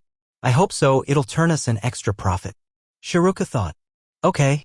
Let the battle begin." Immediately, Fu shot out 4 tendrils at Mina. "Acid Veil." Mina waved her hand in front of her, making a shield of acid that immediately dissolved the tendrils that were coming at her from the front. 1 tendril went behind her, and Mina turned to dissolve it with more acid, but that left her open to having one of her legs grabbed by the last tendril that went under her acid shield. Fu pulled Mina to the ground, but before he could start dragging her forward, acid came out of her leg, dissolving the tendril, and then she immediately started breakdancing, spinning around with her arms while shooting acid from her legs. That destroyed the tendril. "Acid Hurricane," Mina shouted as she started spinning on her back while shooting out more acid around her, moving forward while inside an acid tornado. Fu, rather than trying to attack, went on the defensive, and as Mina approached him, he jumped to the ceiling and stuck to it. Seeing that Fu changed positions, Mina stopped her attack and jumped up before taking aim. "Acid shot." Mina let out a hail of acid bullets at Fu, and in response, Fu shot out chunks of Kyosei down at her. However, the acid easily dissolved his attack and kept going. The acid hit Fu's body, destroying his right arm, his legs, making a hole in his chest, and dissolving part of his head. "She's tougher than I thought," Fu thought to himself as he quickly regenerated the damage done to him. "I'll have to change up my approach." Fu dropped to the ground and jumped to the opposite side of the battlefield and then unleashed a ton of tendrils at Mina. Literal dozens of them. Before Mina knew it, she was surrounded by tendrils, some coming from above, some down low, and many coming from her front and her back. "I've seen enough hentai to know where this is going." Mina giggled to herself. "No. Bad Mina. Focus." Immediately, Mina jumped on her back and started spinning. "Acid Hurricane." She created another tornado of acid around herself that dissolved every tendril that got near it. Mina started moving towards where Fu was, destroying every tendril in her way, but when she got to the point where Fu was, only to find that he wasn't there. "Huh? Where did he go?" Mina thought, trying to look around for him, but that didn't work out very well for 3 reasons. 1, there were tendrils everywhere, blocking her view. 2, it was hard to see through her thick acid, and 3, she was spinning. "Oh. If I don't find him, then my acid resistance will run out. And I'll be toast. Then again, I guess if I can't tell where he is, I'll have to hit everywhere." "Acid shot." Mina shouted, unleashing acid shots in every direction. Fu, who had moved to the wall, was hit by a few of these but wasn't too worried as he quickly regenerated from the damage. "If she keeps that up, she'll lose her resistance quicker, and then I'll." "Gotcha." Mina smirked as she jumped up, flipped upward, and raised her hand. "Acid whip." Mina made a long trail of acid squirt out of her hand and brought it down on Fu, cutting him in half. "Acid shot." She then unleashed a torrent of acid bullets on him, turning Fu into mincemeat. "How did she figure out where I was?" Fu wondered as he regenerated, still having his tendrils go after the now exposed Mina. The tendrils grabbed Mina's arms and legs, restaining her in the air as more tendrils came to strike her. However, Mina, as she did before, quickly dissolved the tendrils and spun around, shooting more acid to dissolve the tendrils around her, and as she fell to the ground, she shot more acid at Fu, dissolving more of his body. Mina fell to the ground and created acid underneath her to allow her to slide towards Fu's regenerating remains.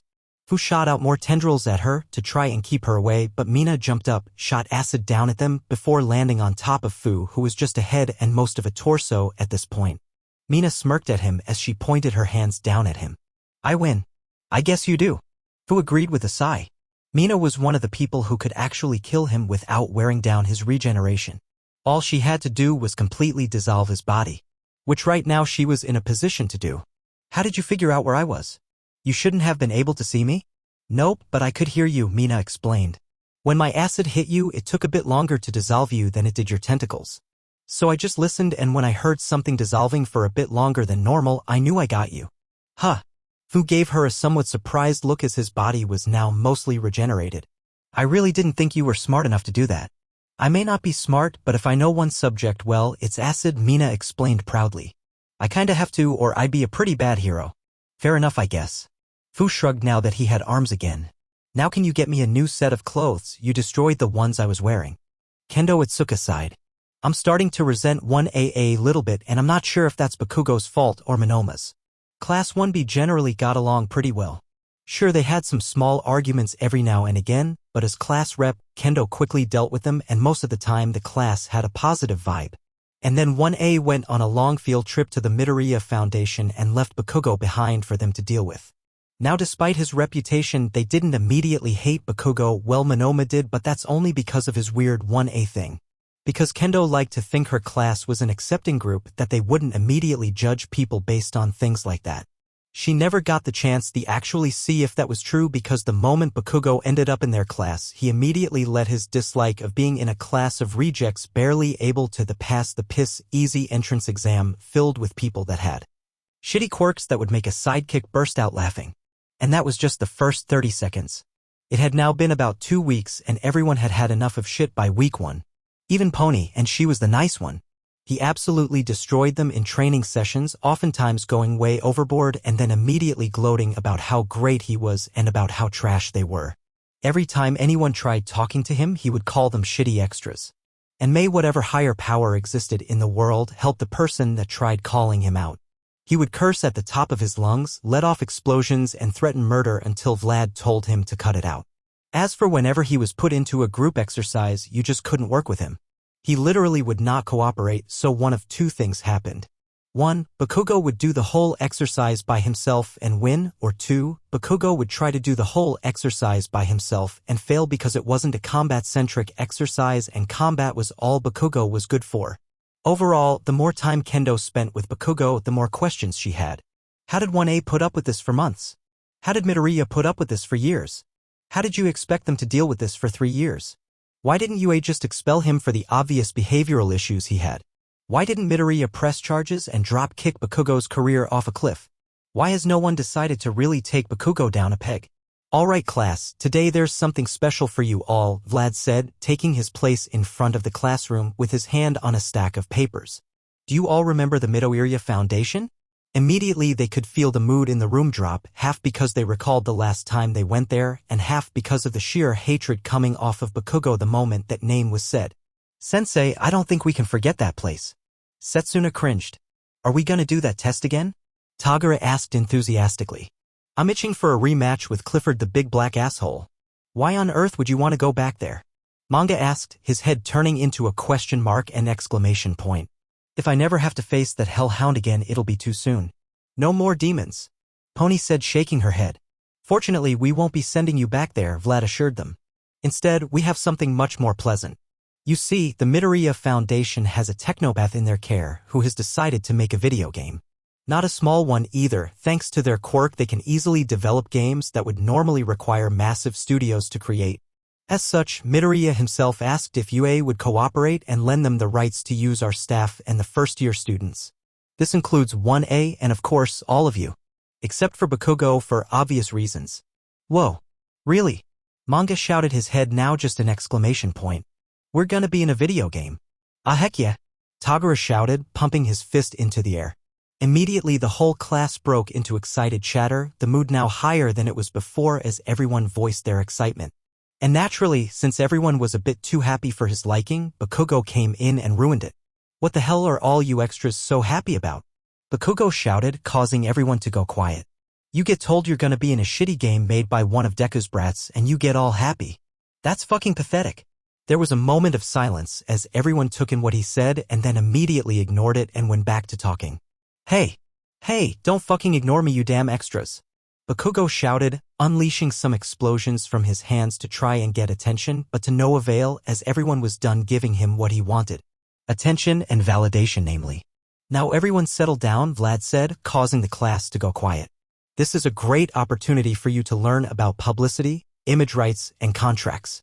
Speaking of which, these are the contracts you have to sign in order to lend your image to the game. Read them thoroughly, there'll be a test about its contents later. Ugh hi, groaned many of the students. Groan all you want, but signing contracts is an important part of being a hero. Don't start, Bakugo. Vlad warned when he saw Bakugo open his mouth. If you don't learn how to navigate these things, then you'll end up in a horrible situation. I've heard of certain heroes being swindled out of billions of yen from misreading contracts, so read this one carefully. Obviously, Midoriya isn't going to try and scam you, but this is just so you can get familiar with contracts. Yes, sensei, responded most of the class. Bakugo, I'll be giving you a different contract. It doesn't do or mean anything, it's just so you don't get left out of this. Vlad told him. TCH, I don't need to fucking practice how to sign contracts. I'm not a fucking idiot like the rest of these dipshits. Bakugo seethed. And besides, I'm gonna hire someone to do all that tedious shit. Not right after you graduate, you're not, Vlad told him firmly. Most heroes work as sidekicks for at least a few years before they move on to full-time hero work, in which they are typically the ones in charge of the paperwork. And even if you work as a hero right out of the gate, you're still going to need to work for a few years before you can grow an agency big enough to have people work for you. Yes, even All Might had to do his own paperwork for a while.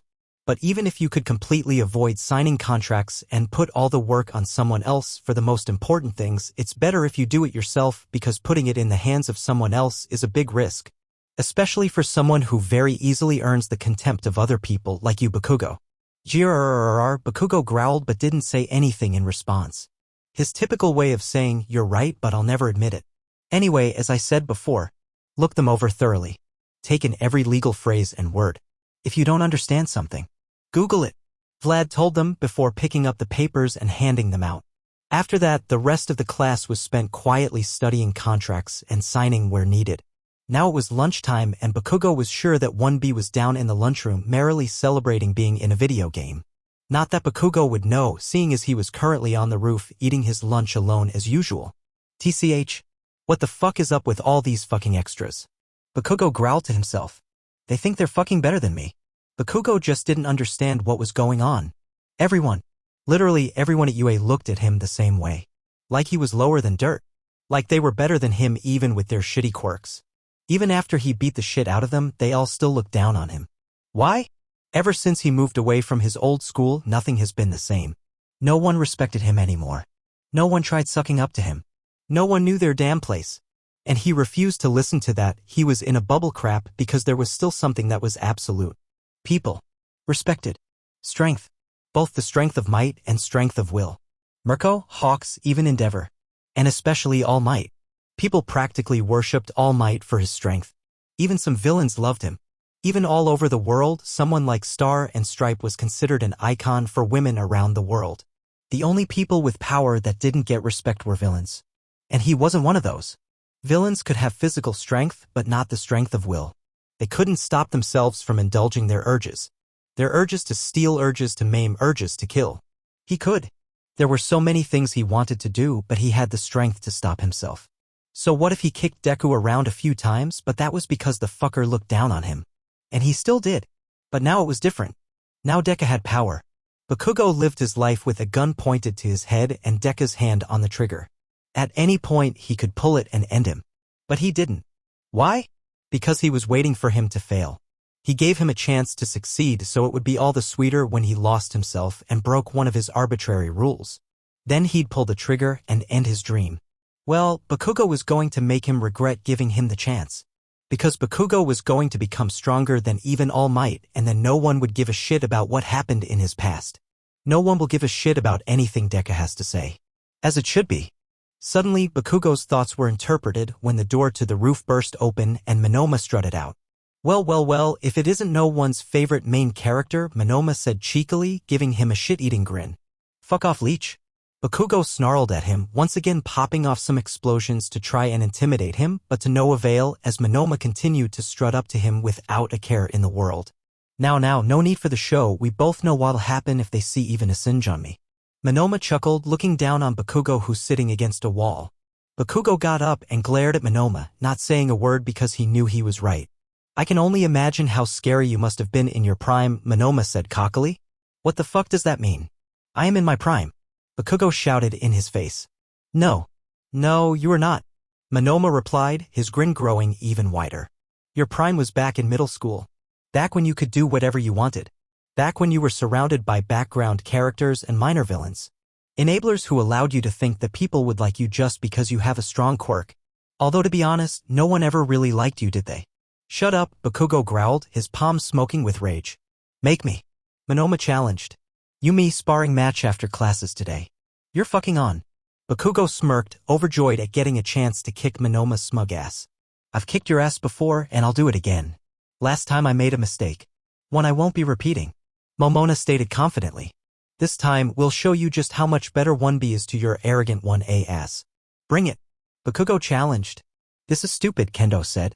Bakugo and Monoma were staring each other down in one of U.A's rocky arenas. Both boys were in their hero costumes and ready to throw down. On the side was the rest of 1B sitting on the bleachers and spectating. What are you talking about? It's about time that asshole got put in his place. Tagura shouted. Beat him up. Pony cheered. Don't lose again, Monoma. Setsuna yelled. Shut it, extras. Bakugo snarled at them. Don't worry, everyone, Monoma said with confidence, his grin never leaving his face. I have a foolproof plan. Oh really? Bakugo cackled, a psychotic grin plastered on his face. He crouched down and got ready to fight. Come at me. Monoma smirked and rolled back his sleeves, revealing he had copied Hiria Rin's quirk, Scales. Hey, that idiot just showed me his entire hand. Bakugo thought to himself. He knew Monoma could, as of now, only store 3 quirks. The first was Scales, which he'd just shown him. He was almost certain the second would be Steel because it was one of the few half-decent quirks in this class and would allow him to fight him for a little bit, and of course, he was going to try and copy his quirk. Because duh. Monoma tried beating him with his own quirk before. And he failed because Bakugo was just so much better at handling it. This match was decided before it even started. Immediately Monoma opened fire and launched dozens of scales at Bakugo like bullets coming from his arm. Bakugo dodged the scales, using his explosions to propel himself forward, expertly dodging the scales, exploding himself left and right to dodge the scales, quickly getting himself close to Monoma. Once Bakugo got too close, Monoma stopped using scales and started using steel. Covering his body in steel? Predictable. Bakugo smirked as he launched himself at Monoma and tried to launch an explosion in his face. Monoma ducked and allowed Bakugo to fly over him. Bakugo then used his explosions to shift himself mid-air, positioning himself above Monoma, and was about to unleash another blast. Monoma rolled to the side just in time. The explosion Bakugo unleashed into the ground, grazing his arm but not doing too much damage thanks to steel. He then quickly turned off steel and used scale again, shooting more scales at Bakugo. Bakugo used an explosion to push himself out of the way, barely dodging the scales, before continuing to fly across the arena, Monoma forcing him back using scales, trying to keep him at a distance. Heh, fucker hasn't even touched me yet. Bakugo smirked as he glided around the arena. I just need to get close to him and start laying it on. Bakugo rocketed up into the air, dodging more scales, before letting off a much bigger explosion behind him, blasting himself towards Monoma much faster. Monoma's eyes widened as Bakugo came at him. He had no time to switch to steel, so he just put both his scale-covered arms in front of him and took a small jump. Boom! Bakugo came at him and blasted Monoma with a huge explosion, easily shattering the scale armor on his arms and doing quite a bit of damage to his arms, leaving burns and bruises on them. Since Momona wasn't touching the ground, he was blasted way back, rolling across the ground away from Bakugo as he switched from scales to steel once again. Monoma flipped himself upright and dug his fingers into the ground, stopping himself from getting blasted back further. However, Bakugo was relentless, and he was only a foot away from Monoma when he finally got his bearings and got to his feet. Boom! Monoma grit his teeth as he took an explosion to the chest. Steel protected him from the heat, but the force of the explosion was so powerful not even steel could defend him completely. He tried to rush forward and grab Bakugo's arm, but Bakugo exploded himself out of Monoma's range before exploding himself forward and blasting him in the face. Boom! Boom! Boom! Boom! Boom! Boom! Monoma kept trying to reach for Bakugo, trying to grab him, but Bakugo was too mobile and always retaliated with a powerful explosion. Kaboom! Bakugo unleashed an even more powerful explosion right at Monoma's chest and knocked him to the ground. Ag! Monoma groaned, wincing in pain as his body was now a pile of hot, smoking metal, breathing heavily on the ground. Bakugo pointed his palms at his face. "You lose, leech. You didn't even manage to touch me this time." Monoma gave a pained laugh while he still tried to catch his breath. "You really are an idiot." "That's enough, Bakugo." Kendo got up and tried to intervene, but Monoma cut her off. "Your quirk is amazing, really. But it'll only get you so far." Monoma continued as he deactivated steel. "This whole battle has been one big representation of your entire life. Using sheer power to get what you want, dominating those around you while looking down on them. Doing whatever you want. Until suddenly dash." Then, Bakugo's gauntlets glowed purple and Bakugo's arms were forcibly pointed at his chest. "It all blows up in your face," Monoma smirked. Bakugo only had time to look down in horror as the pins on his gauntlets were pulled. Crack bum! An explosion bigger than any before it detonated point-blank at Bakugo's chest, enveloping him completely and making a path of destruction in the direction the gauntlets were fired at that ended with the blast hitting the back wall of the training area and breaking it open. When the blast and the smoke died down, Bakugo could be seen on the floor outside the training area, bloody, bruised, burned, and beaten, barely holding to consciousness. "Oh!" Bakugo groaned as he fought to stay conscious. The only thing keeping his mind off the incredible pain he was in was the sheer shock and anger he felt right after Monoma pulled that stunt. "Ah!" Monoma laughed as he pulled himself to his feet. "Like I said, Bakugo, your quirk is amazing. You of all people are definitely a main character. But even a main character can lose to a supporting character if their story is shit." Woo! Most of his classmates cheered, celebrating Monoma's victory, with some of them even running out of the bleachers towards him. "Holy shit, he actually won!" Manga shouted, his head turned into an exclamation point. "Heck yeah, you're the fucking man!" Tagara shouted as he and a few more of his classmates surrounded Monoma, lifting him up to celebrate his victory. "You kick butt!" Pony cheered. "About time that bastard got put in his place." Shirhai yelled. "Hey, could you guys celebrate after we get Bakugo to Recovery Girl?" Kendo shouted as she and Ibara ran over to Bakugo. "Ibara, you get his legs and I'll get his head." "Oh please, he's fine. He hates us too much to die," Setsuna said. Kendo sighed as she and Ibara picked up Bakugo and she saw him glare angrily at her. "Put me down, I can still fight, you fuckers." Bakugo wheezed, barely getting out the words before coughing up blood. "The fact that you are still conscious is amazing. But I really need you to shut up and accept your defeat like a man while we get you to Recovery Girl," Kendo told him. "Shut up." Bakugo tried to move, but his body wouldn't respond. His muscles wouldn't move. His body had accepted defeat even if his mind would not. Kendo sighed. "Ibara, cover his mouth, please." Ibara immediately used her hair to cover his mouth in vines. "Thank you," Kendo told her. "Believe me, I was doing us all a favor." Ibara retorted. "May God help this lost soul, because I think he is beyond the aid of mortal men." "Well, hopefully this humbles him a little bit," Kendo muttered as she and Ibara rushed to Recovery Girl. "I can't believe you actually pulled it off," Tetsu shouted in awe. "Well, it was pretty simple. Once I showed him I had steel and scale, he, being the arrogant prick he is, would assume I would save one space for his own quirk. When in actuality, I was hiding Poltergeist, saving it for just the right moment." Monoma explained. "I just needed to get him to sweat enough to charge the gauntlets." "Free cheers for Monoma," Tagara shouted. "Monoma! Monoma! Monoma! Monoma! Monoma!" Some of the class cheered as they tossed Monoma in the air. Monoma smiled contently. He's sure that soon after this he'd go back to being a side character, a support for everyone else. But for now he could enjoy the spotlight and the feeling of putting an asshole in his place. Hopefully, by the time Bakugo returned to 1A, the experience of getting defeated by 3 third-rate quirks will have humbled him. Just a little bit. Hello, my minions, and welcome back to another video of mine. Kiba announced to the camera as another live stream began. The video had her in the corner of the screen with the rest of the screen pitch black. Now, my ever-great caretaker has released an official set of rules for all of us to follow, Kiba explained. And he has put it on a big board in the main hall. However, I thought of something.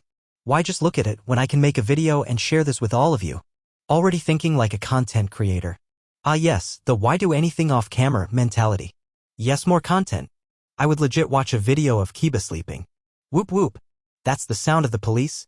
Of course, I will be doing my best to abide by these rules because while the great Kiba is bound by now rules, I owe caretaker a great deal, so I will comply to his word, Kiba told them. Now, without further ado, let's see what we have in store.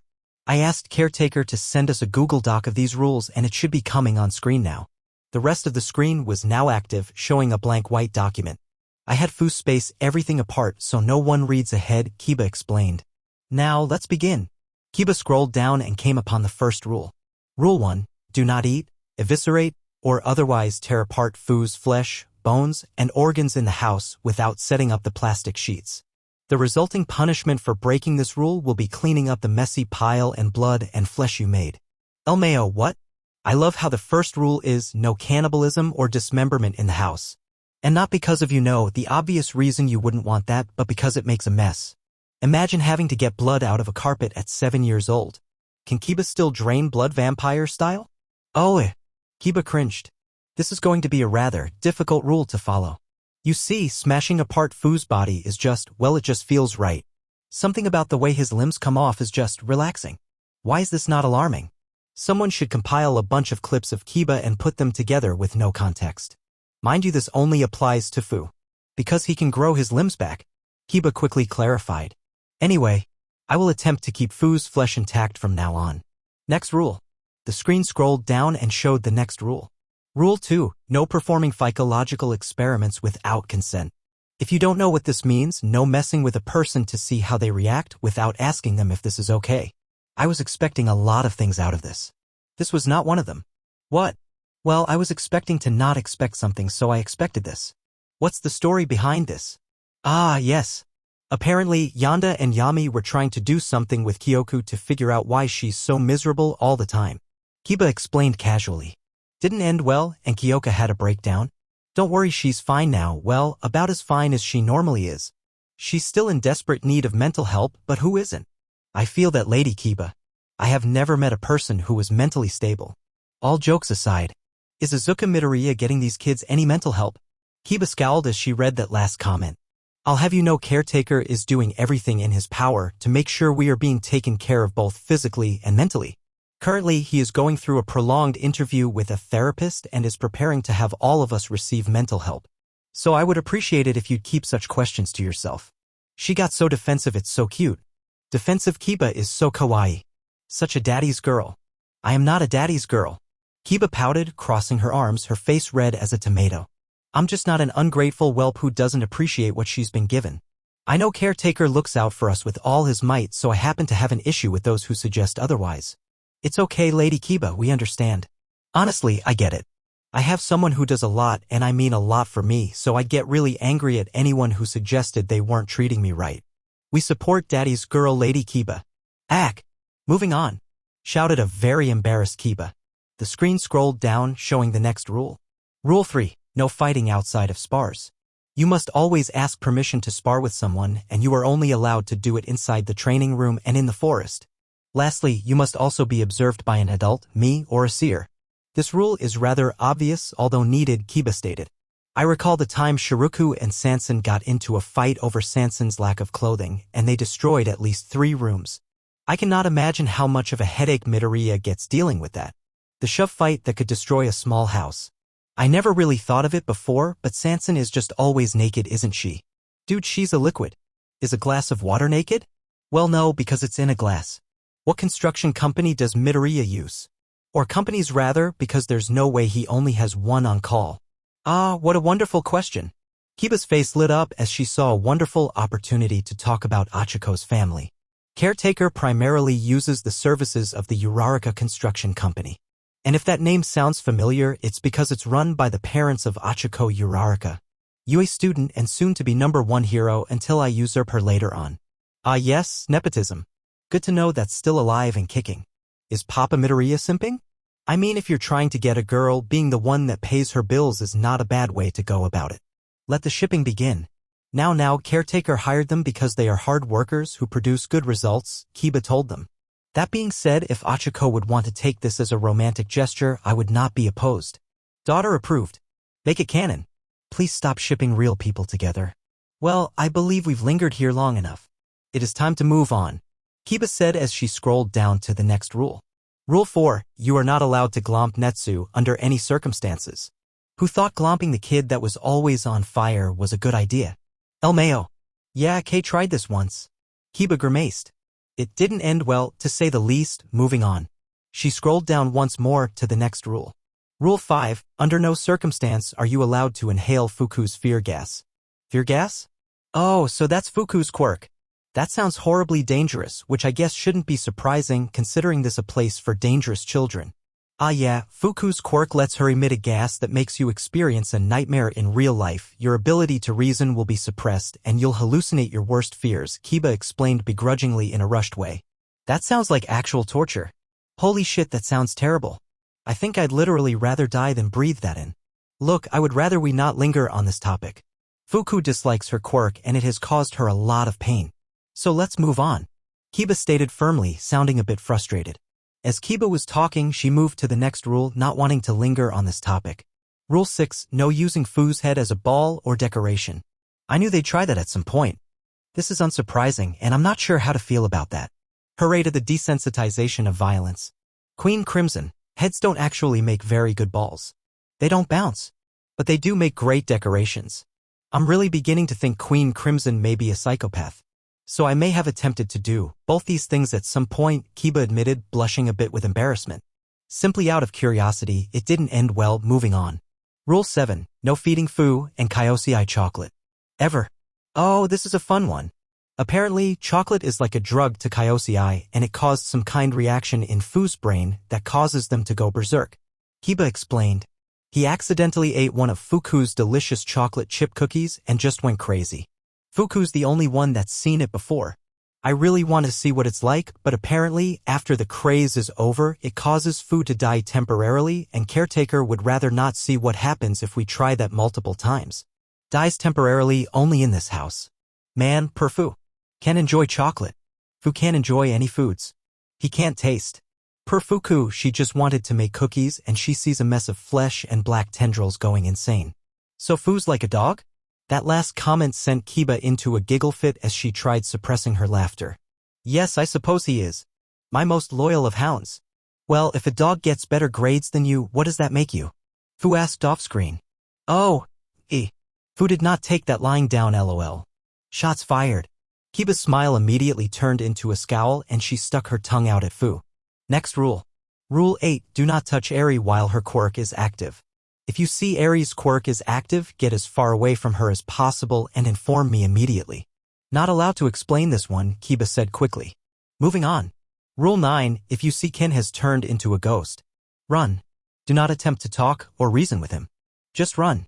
Ah yes, apparently Ken has a 10th transformation called Ghost Freak which he can't/won't use, Kiba explained. Most of Ken's transformations change his personality in some way. Ghost Freak just makes him super angry and hostile, so he'll do some terrible things that he wouldn't normally do otherwise. Like attack someone. So that's why he's an OPC. I was so confused because he didn't seem all that dangerous. This place is so much fun to watch, but at the same time, things like this are why I could never live here. What's up Nara then? Nara? Oh, she's not dangerous. She's only here because Ken is here. Kiba explained. And I wouldn't worry too much about Ghost Freak. Ken never wants to transform into Ghost Freak and he can't even if he did. The Omnitrix is supposed to keep him from turning into Ghost Freak, but it can malfunction if he gets too stressed, so it's still possible for him to accidentally turn into him. But even then he can only be transformed to 10 minutes, so it's not as bad as it sounds. Even if it's only for 10 minutes, I wouldn't want to try and run from something that can go through walls. I would be panicking and screaming the whole time. I can only imagine it must feel terrible to be so angry and hateful. Dust to dust. Not really, I feel fine. Next rule. Kiba said as she scrolled down again. Rule 10. Do not, ever, eat Yami's grim batter or put it anywhere near your mouth. This can lead to a grim being formed inside your body. If you suspect you've eaten some of Yami's grim batter, tell him immediately so he can stop the process and get to the medical wing immediately. Oh God, what a way to go out. Fuck. Imagine that you feel some liquid go down your throat and into your stomach and then it starts to expand and grow, or you feel something moving around trying to get out, ripping your body apart as a nightmare monster bursts from your body like fucking xenomorph. Fuck you, buddy.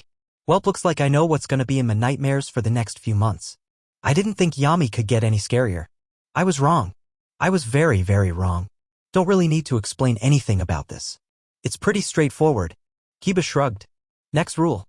Rule 11. Girls, do not allow Sansan anywhere near your private parts. I would like it if you all kept away from that area in general, but this is especially dangerous as it can result in an unwanted pregnancy. Wait, what the actual fuck? How? Lady Kiba, please explain. Okay, so. Apparently, you know how we use chemicals to force Sansan to not be so acidy all the time. Kiba started to explain.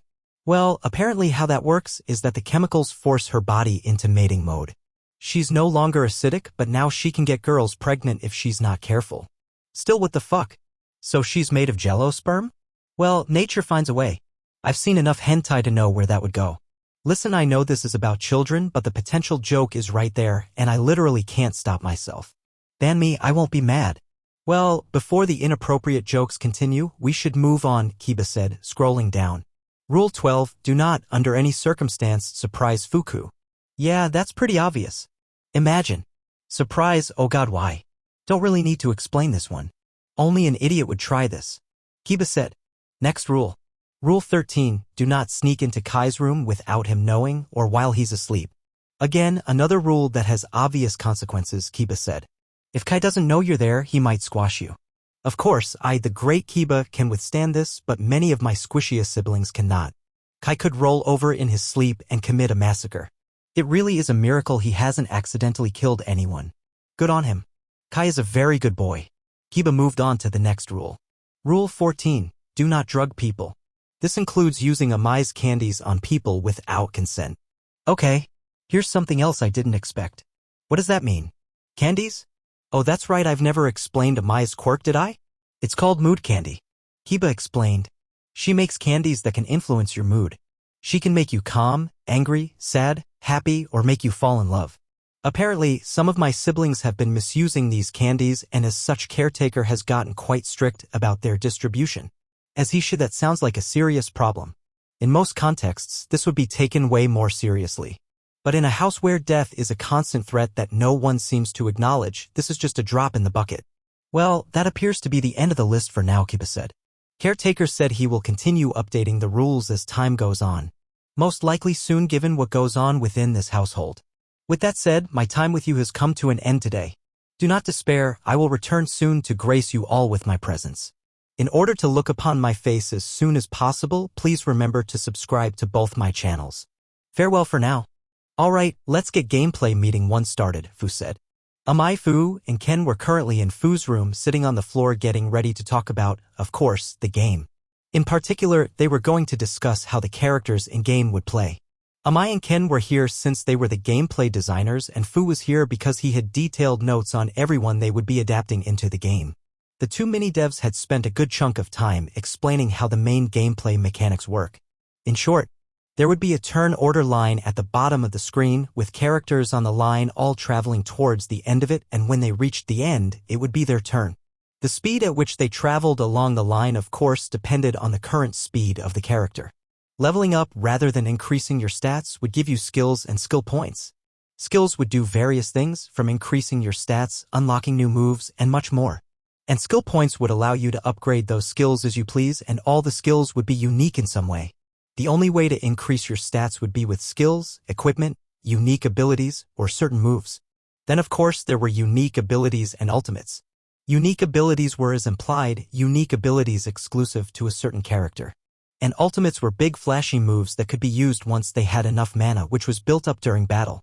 But that was all just the tip of the iceberg. Ken and Amai, mostly Amai, had put a ton of work into the game's mechanics and it showed in the gameplay. So, let's get the 1A summons out of the way, Fu said, opening up his books. Summons in the game were essentially extra party members who showed up in battle but had no impact on the story. You could have one summon character in the party at a time, to make sure the focus was on the actual characters from the game. Alright, let's get the easy ones out of the way first, Ken said. Kirishima. Obviously, he's gonna be a tank. Let's give him a unique ability that reduces damage. Good idea, but how much? If it's by too much, then he could become way too strong. Amai pointed out.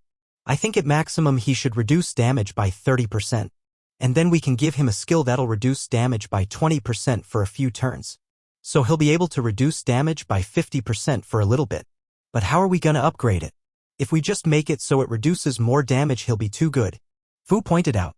Then instead of upgrading the damage reduction, we'll upgrade the number of turns the reduction lasts for, Amai said. Also, we're gonna need to give him a skill that attracts aggro. One of Kirishima's attacks is called Red Counter, so we should also give him a counter skill, Fu explained. Any ideas for his ultimate? He just punches you a lot. Ken shrugged.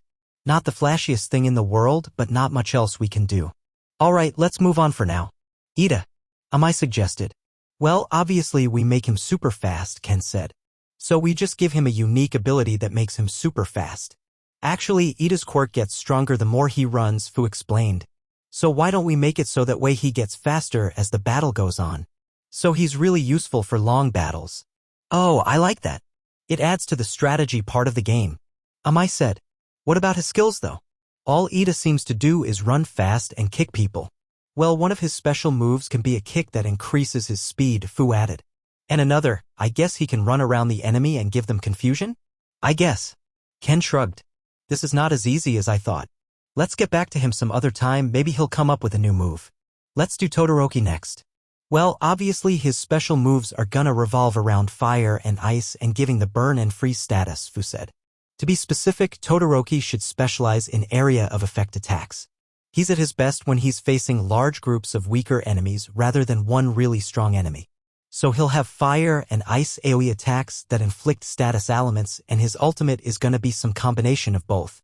Amai summarized. But what about his unique ability? Well, Fu took a moment to contemplate.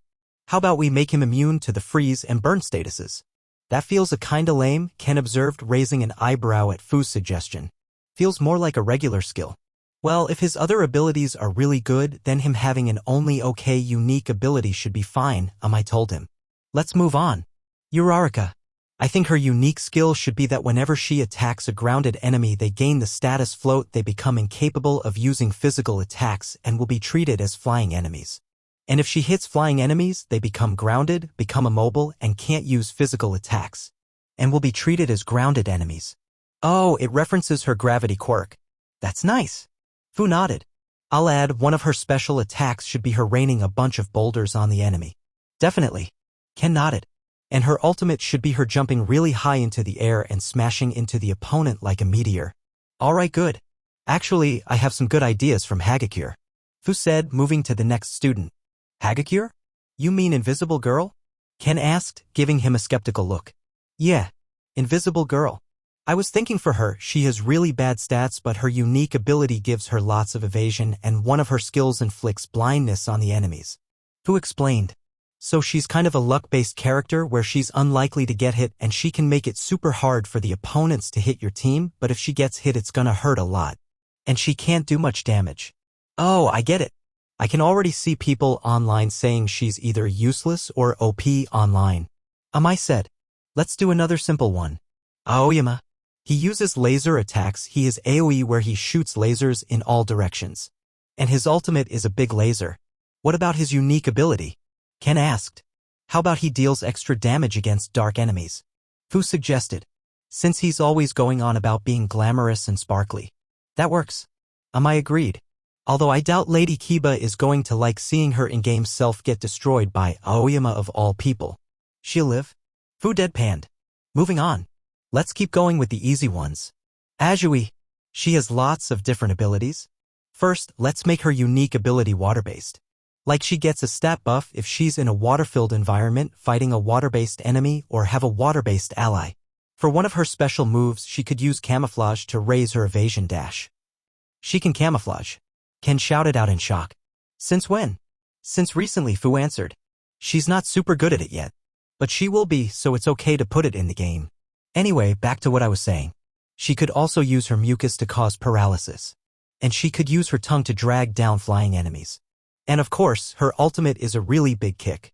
Well, it is her favorite move, Ken grumbled, recalling all the kicks to the head he'd endured while fighting her. Alright, so what are we gonna do about Ojiro? Amai asked. I mean, the guy is surprisingly strong. But he's still just a guy with a strong tail and martial arts. Ken sighed, trying to think of anything. Not really much potential for unique abilities. You got anything, Fu? Well, I knew Ojiro was gonna be difficult, so I did some thinking, Fu said. Maybe he'll get stat boots against humanoid enemies. Because martial arts are most effective against humanoid bodies. Ken honestly wasn't too hot on this. I mean, there aren't gonna be too many human-like enemies in the game, and that feels kinda weak, but I guess that's the best we've got. Anything else? Not really, Fu admitted. Maybe we can ask Ojiro to show us some martial arts moves and just turn those into skills. That's probably for the best, Amai said. Moving on, Sato. He's big, he's strong. He likes to bake. What do we get? Well, I was thinking he could be an offensive healer. He hits hard and he heals with food. Fu explained. What do you think? An offensive healer. I like it. Amai agreed. So one of his special moves is a big hit. We can make a few more of them, different kinds of food. What about his unique skill and ultimate? Well, Sato gets stronger the more sugar he eats, right? So for his unique skill, we can make it so that every time he heals himself, he gets a strength buff.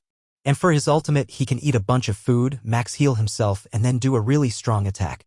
But afterward, he loses all of his strength buffs because Sato gets tired if he overuses his quirk. Alright, that makes sense. Ken nodded. What about Tokoyami? We gotta do something cool for him. Well, the whole thing with him is that Dark Shadow gets stronger in the darkness or when Tokoyami gets mad. So, what if we gave him a big stat boost if he fights in dark places? Fu explained. And for his special moves, he could have a counter move because if he gets hit, he gets mad and then Dark Shadow retaliates.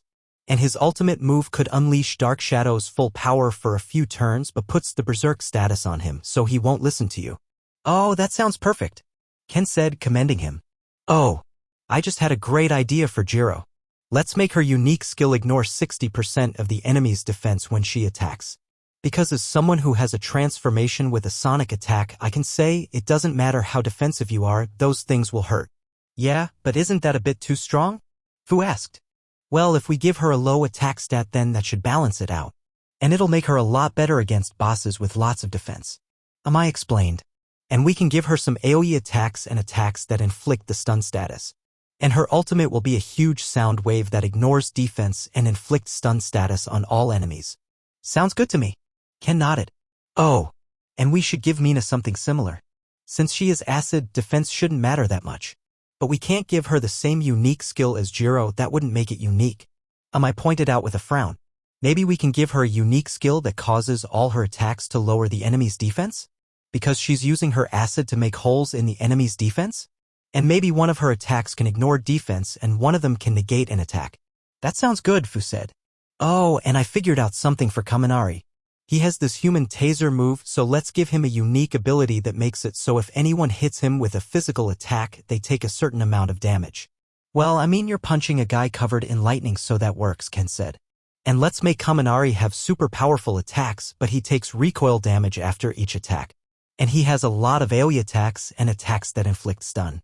So he's really good for short fights. And his ultimate attack is one massive attack that instantly takes him out of the battle. Neat. Fu nodded. So Zero then. I can think of a few skills for him. An attack that drags flying enemies down. An attack that immobilizes enemies. But what about his unique ability? How about he can attack an enemy even if they're flying and out of range? Amai suggested. That works. That just leaves Shoji now. Fu explained. Honestly, I have no idea what we're gonna do with him. I mean, his quirk is mostly a search and rescue quirk. He has some super strength but not much, and we already have a ton of strong bruiser characters. So what do we do? There was a long pause as each one of them took a few minutes to try and think about this conundrum. Then suddenly Amai's eyes lit up and you could almost see the metaphorical light bulb above her head. Oh! Search? His unique ability can give you extra gold after a battle. Because he searched for it. Fine. Ken shrugged. He wasn't sure he liked that, but he literally had no other ideas. Grrrr. Everyone looked at Amai, whose stomach was the source of the growling. Well, I guess it's time to call the meeting to an end, Amai said calmly, ignoring the sound that just came out of her stomach. How do you eat so much and not gain weight? Ken asked. Lots and lots of exercises, Amai explained as she got up to go eat. Now, if you excuse me. Vrom. Amai ran out of the room at stunning speeds, charging towards the kitchen. She and Yami are good for each other. If only because they appreciate food so much. Fu said. He better learn how to cook for 10. Because each of them is gonna eat a 5-course meal 3 times a day. Ken half-joked. I can't imagine what'll happen if they have kids, Fu added.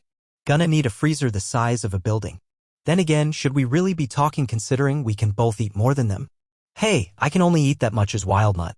Ken defended before his stomach also growled. Ugh, all this talk about food me hungry now. Well, me and Kyosei are always willing to eat. Fu sighed, closing his notebook. Let's go. It was finally time for girls' night. That's right, everyone was here. Mina, Sue, Achiko, Jiro, Toru, Momo, Eri, Kei, Kiba, Amai Sansen, Kyoku, Shiruku, Yanda, Nara, and even Fuku, over video call. Because while Fuku had gotten better at being around more people, being around this many people was still a nope for her. They all gathered in one of the formerly empty rooms in the house that Azuka had modified specifically for girls' night and future girls' nights. The room had been painted red and pink and given a very comfortable carpet. There was a closet filled with sleeping bags, a huge TV, and a bunch of other things for nightly activities. So is it time to talk about boys? Shiruka started off eagerly. What boys? Most of us never go outside to meet boys that aren't our brothers. Yanda pointed out. Achiko, Jiro, and Amai are in denial and aren't getting out of it anytime soon. Sue couldn't care less. Momo's so pure and sheltered I doubt she's even had a crush before. Mina and Toru are so in love with other people's love lives that Mina hasn't even noticed the guy who has a serious crush on her. Wait, what? Mina's eyes went wide. Someone's crushing on me. Who? I'm not telling you. Yanda deadpanned. But hopefully that'll get the ball rolling. That poor boy's going to need all the support he can get for the Herculean task he's taken on. You kids have crazy advanced vocabulary. Toru pointed out. Of course, we do. It makes us sound smarter. Yanda said, looking annoyed. Now can we please not talk about romance? Geez, girl, why do you sound so bitter? Toru asked. Because when you listen to people's thoughts, you hear things that no person should ever hear. And when I hit puberty, my life is going to suck so much. And I'd really rather not think about future relationships. Yanda answered, shivering in fear as she imagined her teen years. Fair enough, let's talk about something else, Achiko said swiftly. Because she too didn't want to talk about romance. She knew where that conversation would go. Oh come on, we can't just not talk about romance at least a little bit, Toru whined. Maybe instead of talking about boys we're into, we can talk about what kind of people we'd be interested in? And we can skip Yanda since she doesn't want to talk about it. That's still just talking about romance. Achiko groaned, desperately hoping for a change of topic. Well, the only fair way to decide this is with democracy. Mina decided. All in favor of talking about this raise your hand. Mina, Toru, Shiruku, and surprisingly Kyoka raised their hands. All against? Mina asked, a little disappointed by the lack of hands raised. Achiko, Yanda, and Jiro raised their hands. All right, Furbeats 3. Mina cheered. Ugh. All 3 girls were against this, internally groaned. I feel that at the very least, we shouldn't make Jiro or Achiko talk about this if they really are that against this, Momo told her. Oh fine. Mina pouted for a second before giving Momo a mischievous grin. Well, then you go first, Momo. Huh. Momo was a bit taken aback by the suddenness in which Mina thrust this on her. What would I look for in a romantic partner? Well, as Yanda assumed, I have never had a serious romantic interest in anyone before. And I haven't given such things any serious thought. But off the top of my head, I suppose I would like it if my romantic partner were, how do I put this, more independent. I would prefer a relationship where myself and this partner wouldn't have issues maintaining a healthy relationship while also being apart from each other and doing things independent of each for long periods. Of course, we would still frequently contact each other and support each other, but we wouldn't feel the need to constantly be in each other's presence. Opposite. I want hugs, Sansen said as she then wrapped herself around Achiko. Achiko laughed a little as she felt Sansen embrace her. I guess Sansen would want a relationship that's a lot more intimate. She'd probably be the kind of girl to glomp her partner whenever possible. Sanson nodded, giving her a bright grin. Hey, Sanson, I was wondering. Since you're maid of are you into boys or girls? Shiruku asked, surprising everyone by how suddenly and nonchalantly she asked it.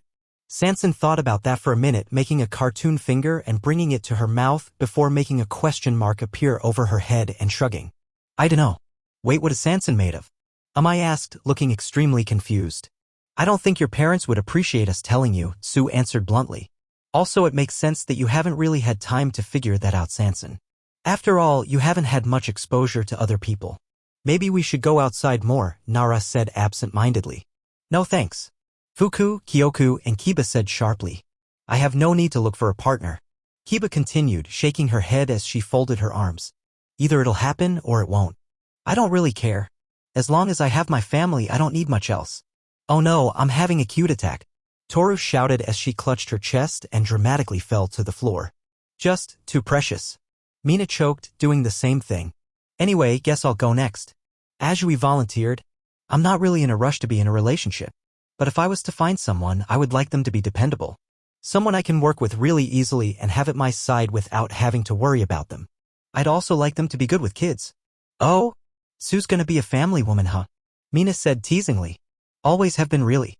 My parents have always been pretty busy, so most of the time, I've been the one who's had to take care of my younger siblings. Sue explained. So I've been basically acting like a mom for most of my life. So in the future when I have kids, I'd like my spouse to be pulling their weight. Sue ain't gonna take no slackers. Toru joked. Darn right, Sue said bluntly, going along with the joke. Hey Shiruku, what's your ideal partner? Kei asked the spider girl curiously. Me? Well, I don't really want much out of a partner. I'd prefer someone creative. If they could draw, that would be wonderful. Specifically, I'd like them to have an eye for detail and a decently high standard. Not a perfectionist necessarily, but not a perfectionist. But I don't want them to be annoying about it or just unwilling to compromise. I'd also like them to be very affectionate, always willing to give out hugs but respectful of when I want to be alone. I don't want them to be too loud. I wouldn't mind if they were mute actually, they don't need to be, but I would personally see that as a plus. I'd like them to be calm and reasonable. And of course, they'd need to have an iron stomach to handle my cannibalism issue. Honestly speaking, I wouldn't mind if they didn't do much so long as I enjoy working with them and we make great art together. I thought you said you didn't want much? Kei asked, looking confused. Is that a lot to ask? Shiruka responded, looking equally confused. Girl knows what she wants. Can't blame her for that. Toru said, giving Shiruku an invisible high five. I wish I was like that. I have no idea what I'd want out of a partner. Fuku shyly admitted. Not that anyone would want to date Fuku. Oh dear sister, I'm sure there are many people who would love to be in a romantic relationship with you, Kiba told her kindly. You can write, draw, paint, cook, and even sew. You have so many good traits, and if anyone says otherwise, I will bludgeon them to death. Please don't. Achiko, Sue, Momo, and Fuku all said simultaneously. I mean, I guess those are good. But I don't think those are good enough traits to look over my quirk. Fuku said with a saddened expression. Wait, what's her quirk? I asked. She releases a gas that makes you experience your worst nightmare while you're awake, Kiba explained casually like it was no big deal. Oh. I seemed shocked for a moment before laughing a little. You know you guys are all so friendly, I forget you could subject me to a fate worse than death. Yeah, you get over that surprisingly quickly. Toru agreed. But that is gonna make it a little hard to find someone, I admitted. But don't worry. One day I'm sure you'll find someone who can look past how scary your quirk is. They may even find the scary part of you attractive. Speaking from experience? Shiruku asked her cheekily, causing Amai to turn red. What about you, Toru? Sue said, taking the attention off poor Amai. What do you want in a partner? Toru thought about the question, trying to find the answer she had surely thought of by now. And never did. I told you. She's too in love with other people's love lives. Yanda restated. I mean, she's not wrong, Toru admitted. I'm not really the most noticeable person around, so I don't really think about it too much. I mean, it's hard to be attractive when you are literally invisible. Believe me, people can still find invisible people attractive. Yanda told her, grimacing a bit as she recalled some of the thoughts she'd heard about Toru. Wait, really? Toru asked, no doubt wearing a shocked expression that no one could see, leaning towards Yanda. Oh yeah. Big time. Let's just say, sometimes not knowing what people look like makes them more attractive. Yanda explained. People have very active imaginations. Oh, I see, because they don't know what she looks like, they can imagine anything they want and lay those fantasies onto Toru, Momo explained. It's somewhat like Schrodinger's cat. Hear that, Toru, you're Schrodinger's waifu. Mina giggled, teasing Toru a bit. I am not sure how to feel about that, Toru answered honestly. It was a bit weird to think that people imagined what she could look like and then got attracted to that and imprinted that image of an imaginary girl onto her, then got attracted to her. I mean, at least people don't think I'm ugly? That's a plus. Definitely a plus, Nara told her, crossing her arm. Boys mostly care about looks even if the girl's personality is crap. I remember one time Ken went out with this one girl and she was just awful.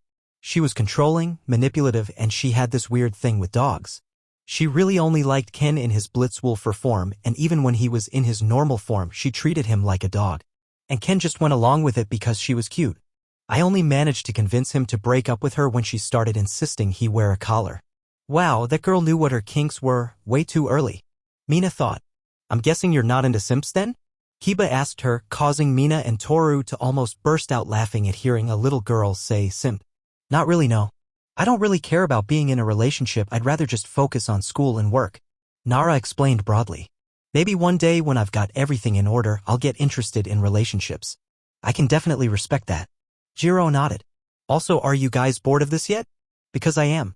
But we still haven't heard from Eri, Kei, or Kyoku, Mina argued. I don't really want to be in a relationship. Kyoka said curtly. Me neither. Eri shook her head.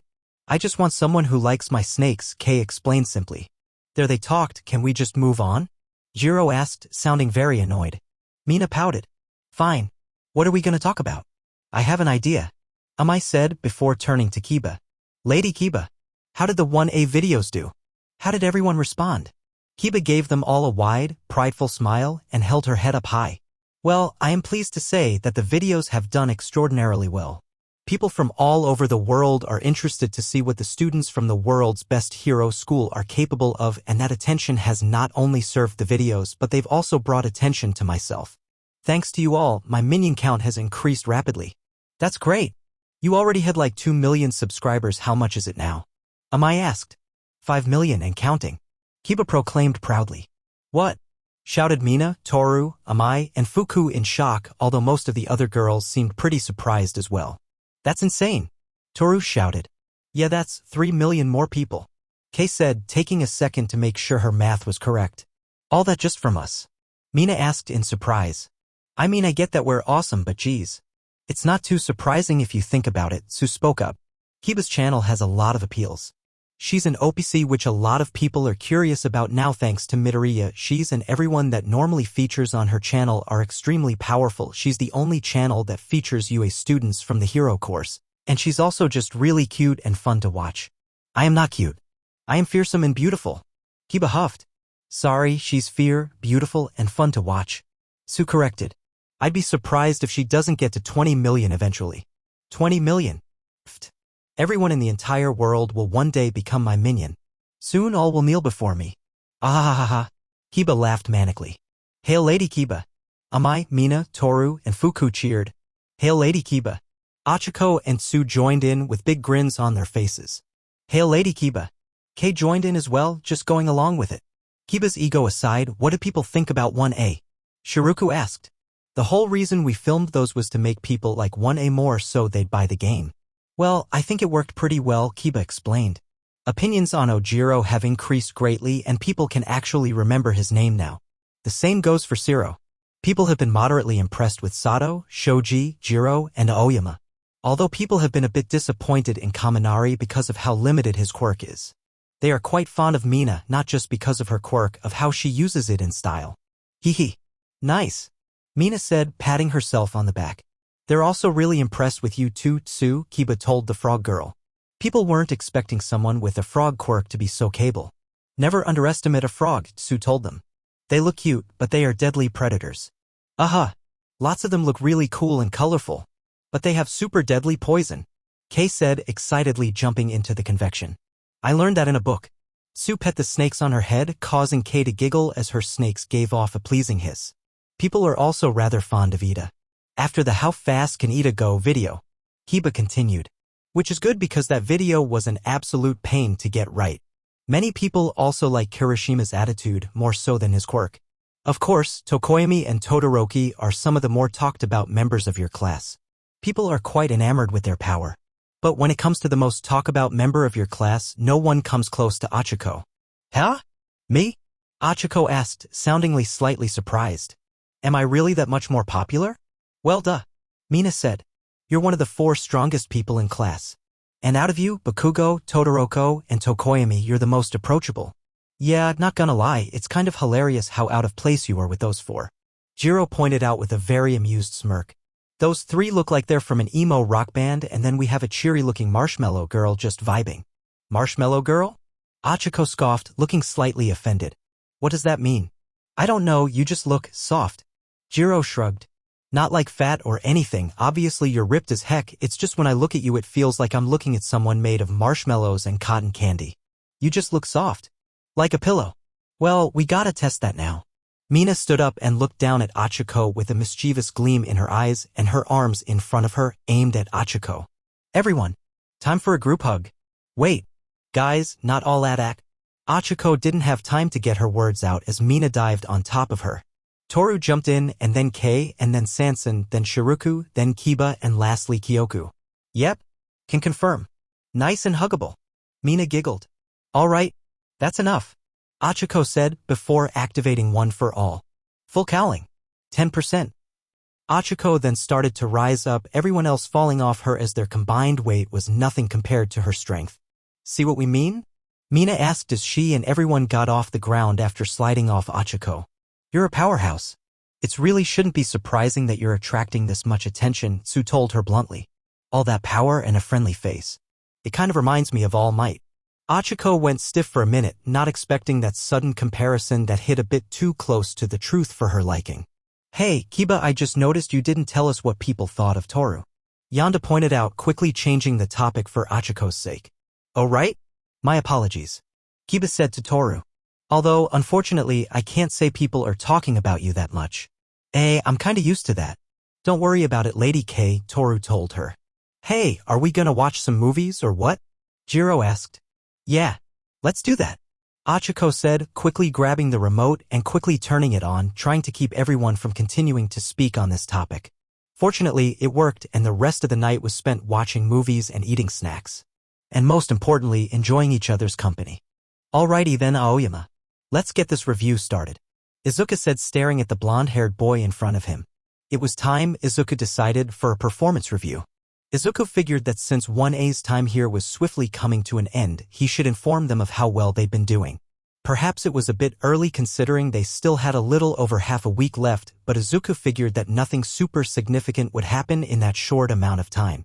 And so the two sat in Izuku's office. Izuku was behind his desk with Aoyama sitting in front of it ready to discuss this matter. I am glad you are no one for wasting time, Mr. Midoriya. Truly you are a magnifique man. Aoyama complimented.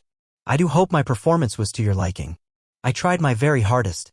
Well, it shows, Izuka said, giving him a fake smile. Aoyama was going to be the hardest out of everyone to review, considering he was the traitor in all. Because after that revelation came to light, Izuka couldn't look at Aoyama or his actions the same way again. He began to interpret anything he did as either a sign of suspicion or a call for help. Obviously, he couldn't let Aoyama know that or even suspect it, so he had to fake it until he made it. You've done everything we've asked of you without complaint. And you haven't had any major incidents like Todoroki or Mina. Izuka summarized. Overall, a very solid performance. Aoyama did a little bow. Thank you very much, Monsieur Midoriya. I am glad my efforts have borne fruit. Well, you've been a great help and we've been glad to have you, Izuka said, offering his hand, which Aoyama shook. Now, I don't want to take up any more of your time, you're free to go. Aoyama bowed and swiftly took his leave. After Aoyama left, Izuka waited for a few seconds. Is he gone? Yes, father. He's gone. Yonda, who'd been under the desk the whole time, confirmed. He didn't suspect anything throughout the whole interview, father. Your performance fooled him completely. Izuka breathed a sigh of relief. Thank goddess. Thank you, Yonda. Now please go hide in my room. It might be suspicious for you to leave here right after Aoyama. Of course, father. Yonda said, getting out from under Izuku's desk and giving him a polite curtsy with a huge grin on her face. I'm very glad that you utilized me for this task. I love it when my abilities are put to good use. Izuka sighed. He still really didn't want to involve her in this more than he needed to, but it was very important that Aoyama not suspect they knew he was a traitor, and since no one could see what was under his desk unless they were sitting where he was, this was relatively risk-free. Although it still encouraged her to get more into this matter than he'd like. Don't worry, father. Once Aoyama leaves, my part to play in this will be over. Yonda reassured him. Izuka sighed. I hope that's the case, Yonda. I really do. Well, Ishido, your performance here was almost perfect, Izuka said to the pink girl who was now sitting in front of him as Aoyama had before. Honestly, I would have said you'd had the best performance here, Dash. If it weren't for the candy thing, Mina said, blushing with embarrassment. Yeah, not my best moment. Yeah. Izuka sighed. However, considering I didn't have the foresight to impose any regulations or rules on the candies and their usage, I'm going to take responsibility for this incident and put it aside while speaking about your overall performance. Mina frowned at that. She didn't like that Izuku was blaming himself for something that was clearly her fault, but there was little she could do to convince him otherwise. She could only hope this therapist would help Izuku out of his self-deprecating habits. Now, overall you've been a very big help in increasing morale around the house. Izuku continued. You've worked to make sure everyone here has been in good spirits and kept all the kids busy with some fun activities. And most of the kids love you for it, and the ones that don't generally still like you at the very least. Except for Yonda. Izuku thought. And Ken. Well, these kids have had enough of being sad, don't you think? Mina asked him with a smile that just emitted positive vibes, which made Izuku smile back. Yes. I completely agree. Izuku nodded. But back to the review, of course, there was the Kyoka incident. Your work there was simply spectacular. I am extremely grateful for you comforting her as you did and allowing her to open up to you and by extension revealing some very important things to us, which is another reason I'm so willing to look past the candy thing. Well, I have my upsides and downsides, Mina said. On one hand, I'm a really positive, feel-good gal. On the other hand, I'm kinda dumb. Izuka wanted to argue against her calling herself dumb, but he couldn't find it within himself to lie to her at the moment. Moving on to your potential employment, I see no real reason to not employ you, Izuku told her. Even acknowledging your mistake with the candies, you're still a very kind-hearted person who lifts the spirits of those around her and applied for the job out of a genuine desire to make my children happy. And most importantly, I can be sure you're not secretly an assassin. Honestly, that's the most important part here. Given that someone with substantial influence and resources has been out to kill me and gone to great lengths to try.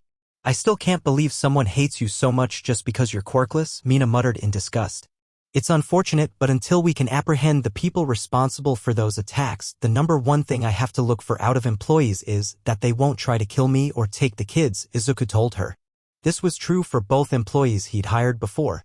Sori, while she did leave a bad first impression, has had a history that had been recorded since she was born. He knew more about her than would like, and thus he knew she wouldn't try and kill him. Sai's history was less documented, but she was a pro-hero, and while Endeavor proved that that shouldn't give you a free pass, she at the very least seemed to be a better person than Endeavor, who always seemed kinda off. And she willingly left the glamorous hero life behind for moral reasons, so that had to say something about her trustability. Chol was American, so unless his assassins were an international power, which he doubted, they would have nothing to do with her.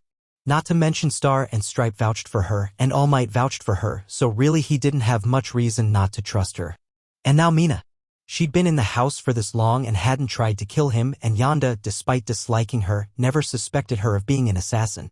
And given how Yonda was, if she didn't suspect her at all, then it was probably a good sign that she was innocent. Now, I believe it would be a good time to discuss the terms of your employment, Izuka said, taking out a contract that he'd drafted not too long ago that was about as thick as someone's finger. I'm not gonna have to read all that, am I? Mina asked nervously. Izuka gave her an apologetic smile. It's best if you did. Ugh, hi. Mina groaned as she gazed at the contract. The next hour was going to be very, very boring. So Azui, Izuka started. Call me Tsu. Tsu reminded him. It was now her turn in front of Izuku's desk, and she was confident she'd done well during her time here. Right? Titsu. Izuka stuttered a bit before regaining his professional composure. So, you've done a wonderful job during your time here, both in assisting in the children's education and in playing with them. I think you might be one of Kiba's favorites. I'm happy to hear that, Tsu responded. Speaking honestly, when I heard about you doing all this, I thought you were a little insane. But after working with all these children, I can start to see your logic a bit better. I haven't seen kids smile at me like this since my siblings were littler. But seeing this many children smile and laugh after knowing all they've been through, it's an amazing feeling. It really is. Izuka had a look of pure elation on his face at hearing someone say what he'd been feeling for so long. This job is its own reward, right? I still think you're way in over your head, Sue admitted, taking on something like this at 15. But I have to respect what you do and for the most part how you've handled it. Excluding the waiting until you collapse to hire employees part. Yeah. Izuku let out a long sigh. Speaking of which, I'd like to talk to you about maybe volunteering here every now and then, Sue offered. I don't think I could take a dedicated job position here. I just don't think I have the time. But I'd still like to help around here every once in a while. That'd be great, Izuku responded. You're welcome to come here any time you'd like. Thank you, Sue said. I look forward to working with you in the future, Karo. Are you okay, Ida? You seem a bit stiff, Izuku asked the class rep who was sitting opposed to him. I'm fine. Just slightly nervous, Ida admitted, trying to get somewhat comfortable in his chair. I fear that perhaps my performance could be lacking. What? No, Izuku told him firmly. Why would you think that? You've done a fantastic job interacting with the children. In particular, you've done good work preventing them from doing anything stupid. Like that time with Netsu and the fridge, or the time they tried to use Sanson as a slingshot to play real-life Angry Birds. Yes, it is alarming how many ridiculous ideas these children have, Ida said, his voice full of worry. And unfortunately, I can't stop all of them. No one can. Not really, Izuku reassured him. These kids are very chaotic and their quirks play into that. Combine that with having a playground the size of an entire forest and it's impossible to keep track of them all. And it's only going to get harder when there are even more of them. That sounds extremely tiring. Ida almost shivered at the thought of trying to maintain order with that many overly powerful children running around causing trouble. Taking on this responsibility has given me a greater appreciation for the amount of work you have to do to give these children a future. I can't comprehend the amount of fortitude it would require to do all this on your own. Thank you, Ida. I try my hardest, Izuku told him. Now, back to your performance review. As I said, you did a good job keeping the kids safe from themselves. You also did a great job teaching the kids during sparring. Particularly that lesson you gave Kiba and Nara about pacing themselves, very important. Yes. Making sure not to exhaust yourself before you achieve your goal is a key element in not only running but general hero work as well, Ida stated. I'm glad I had the chance to impart such knowledge to them during my time here. As am I, Izuku agreed. You've done everything we've asked of you and more. I'd say your performance here was spectacular. Thank you for your praise, Midoriya. I value the praise of someone who works this hard for such a benevolent goal, Ida said, getting up and giving him a bow. I don't think my word matters that much, Izuku said, turning red and sheepishly smiling. But thanks. So, how did I do? Achiko, casually leaning on the desk, smiling at Izuku. I have a feeling you know, Achiko. Izuku smiled back at her. You're still the favorite among most of the kids in your class. All right. Achiko cheered, raising her arms up in celebration. I'm not losing that title to anyone anytime soon. If you keep visiting, I doubt you will, Izuku said. You have a knack for getting into people's hearts.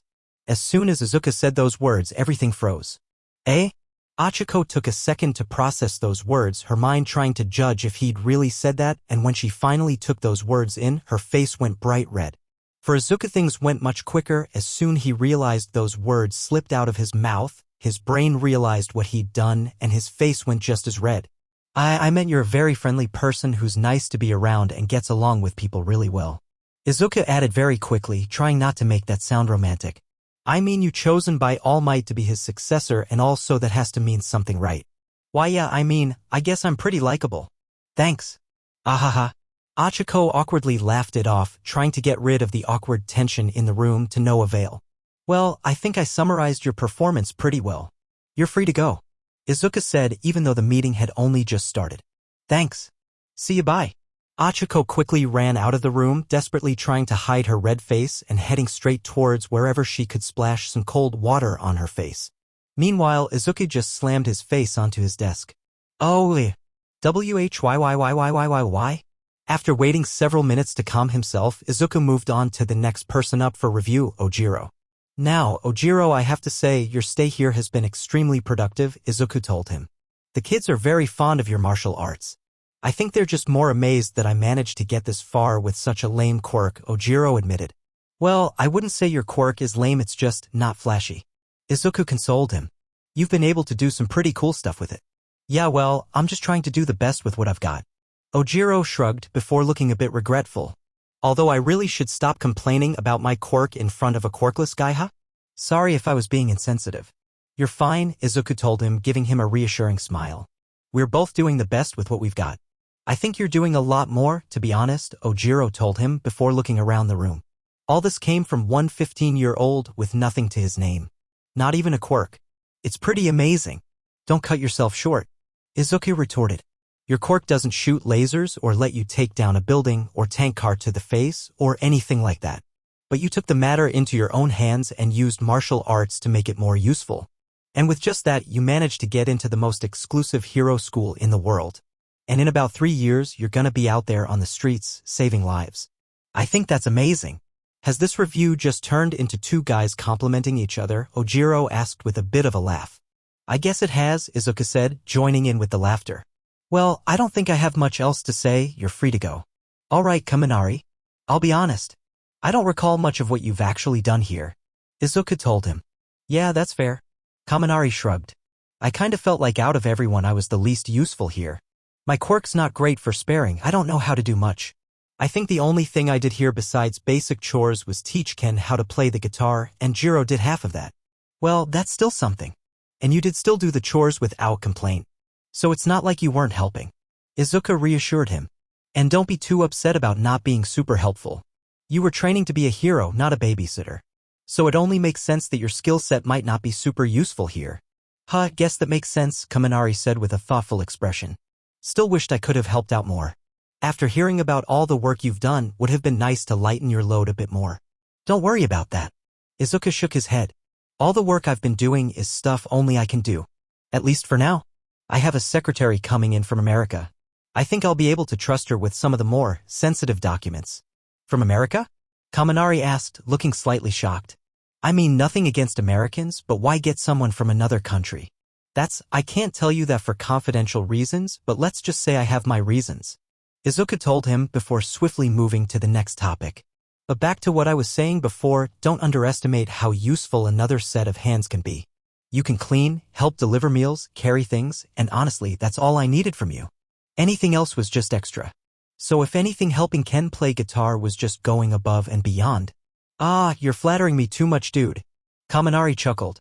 You know you're a great guy. I just don't get how people could treat you like shit for all those years.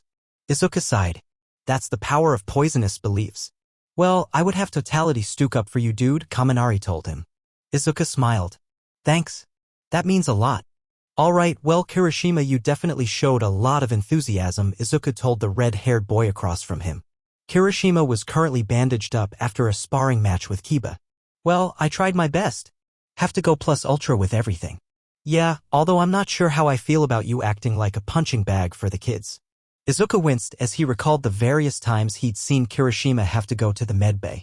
Well, I don't really mean to be, but those kids are tough as hell, man, Kirishima responded. They're gonna be crazy when they get into UA. Villains aren't gonna stand a chance. Well, I hope that's the case. Izuku sighed. Honestly, I'm a bit worried. I know they're strong, but as much as I love heroes and I love the idea of them going out and helping people, the idea of them putting themselves in danger by fighting villains, it scares me. Hey, don't worry, man, these kids are gonna be fine, Kirishima reassured him. Sanson's pretty much unkillable, you can't even fight her unless you have a quirk, she's weak too.